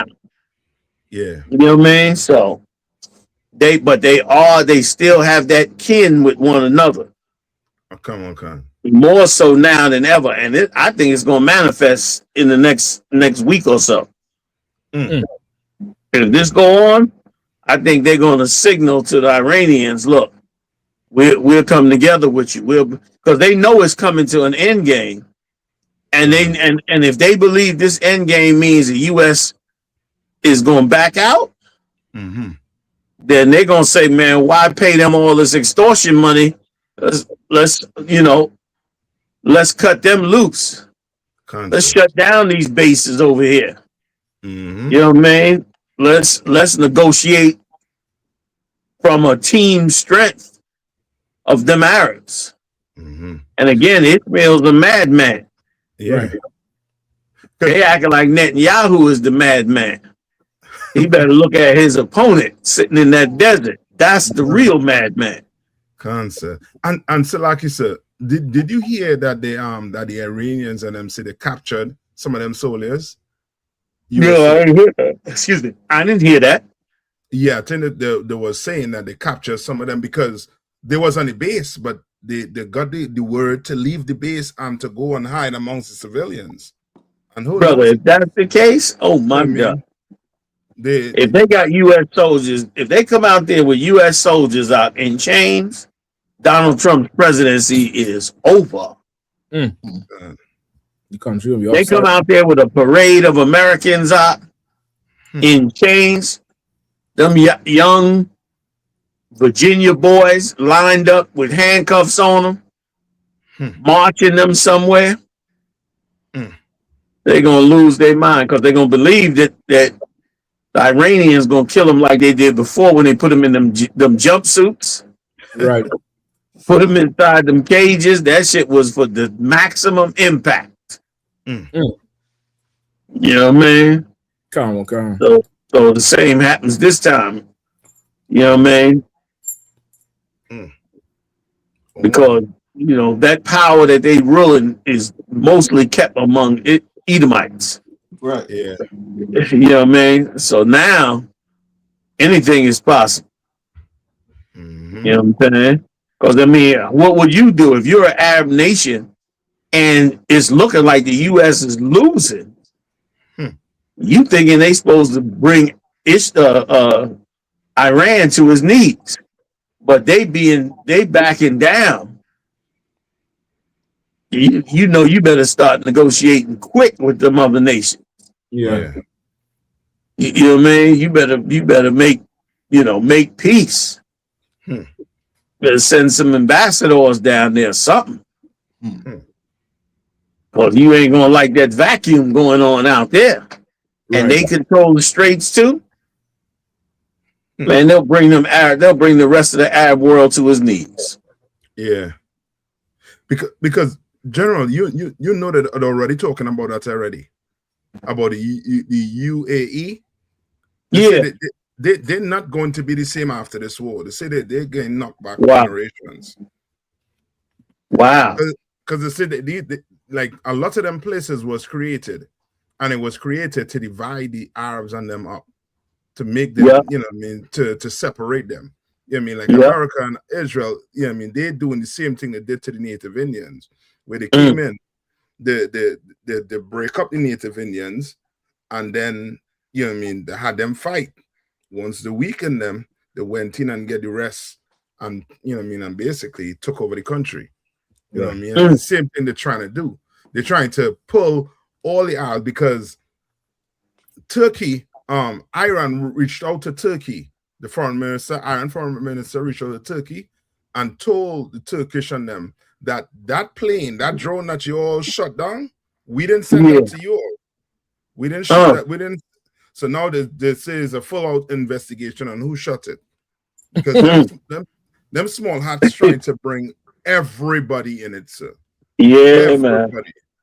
In it. And they just want to sit back and watch everybody go at it. And they put, put in the 2 cents when they have to. And just come and gobble up. Because what they didn't calculate, they didn't calculate Hezbollah on them hitting them so hard in the south. You're right. Because right now, Hezbollah handing it to them. Because one of the ministers, his son, almost get killed from a Hezbollah rocket. I forget his name, Ben Gavir, or one of them ministers who was full out with the war on Gaza. And he was the one in charge of the real estate, like going in there and stealing all the land they could steal as possible. You understand? His son almost lost his life. You understand? Like they in it. You know what I mean? And that's what the question is. Well, if these Israelis, the IDF, fighting in all these places, then who is going to be on the ground in Iran? The Israelis not going to be on the front line. Who they going to bring? The same brothers, the same so-called African Americans, they're going to want to go fighting on the front line. The same wetbacks, the same Mexicans, you're going to want fighting on the front lines for you. Man, I pray that they, brothers, you know what I mean, they you know what I mean, get some courage and do not show give them a little bit of what they've been dishing out. Yes, sir. You know what I mean? Like, just, you know what I mean, just don't show up. You know what I mean? If you had to take me to military prison, take them to military prison. You know what I mean? Now, they had to self-deport. The day they had a shut out, they had to self-deport. And they had to leave a note saying, I so-and-so self-deport, for the sake of national security of America. Lord be with you in that war. Just leave everything. Leave the AR, leave the boots. Pack up your locker nice and tight. Make the bed. Do everything nice and tight and just self-deport that same day. Yeah. Right. Because General, it feeling like, this is what it feeling like, sir. It feeling like the time, I think it was in the 1700s, when America wasn't America as yet. The South was fighting against the North.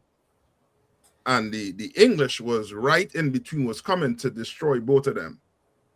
And the English was saying they can't go to the North. The North was, you know what I mean, they had the slaves on them that they incorporate in the military. The city wanted to come and hit the South. And the South had to legislate to bring the brothers and them in to help them fight. And brothers them helped them fight and won the war. And kicked the Englishmen and them back out. Because the Englishmen and them got a foothold in Florida. But the brothers and them came and fight them. it's almost looking like they're going to do something to make it look like Black America, you know what I mean, we have to band together.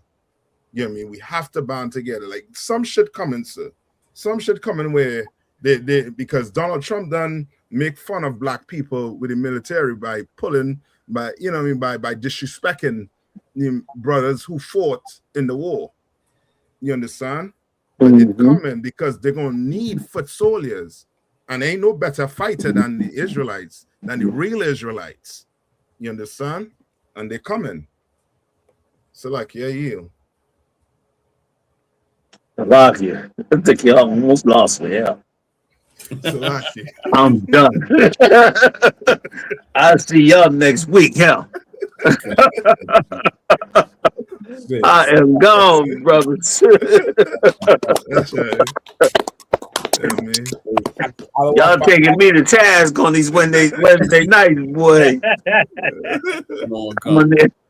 I need a dead man switch on this joint.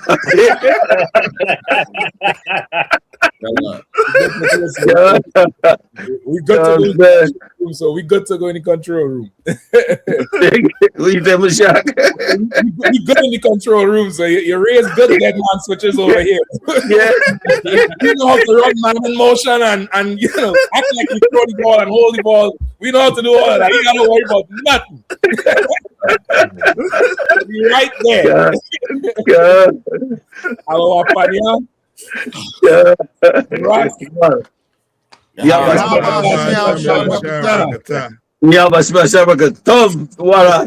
I get up with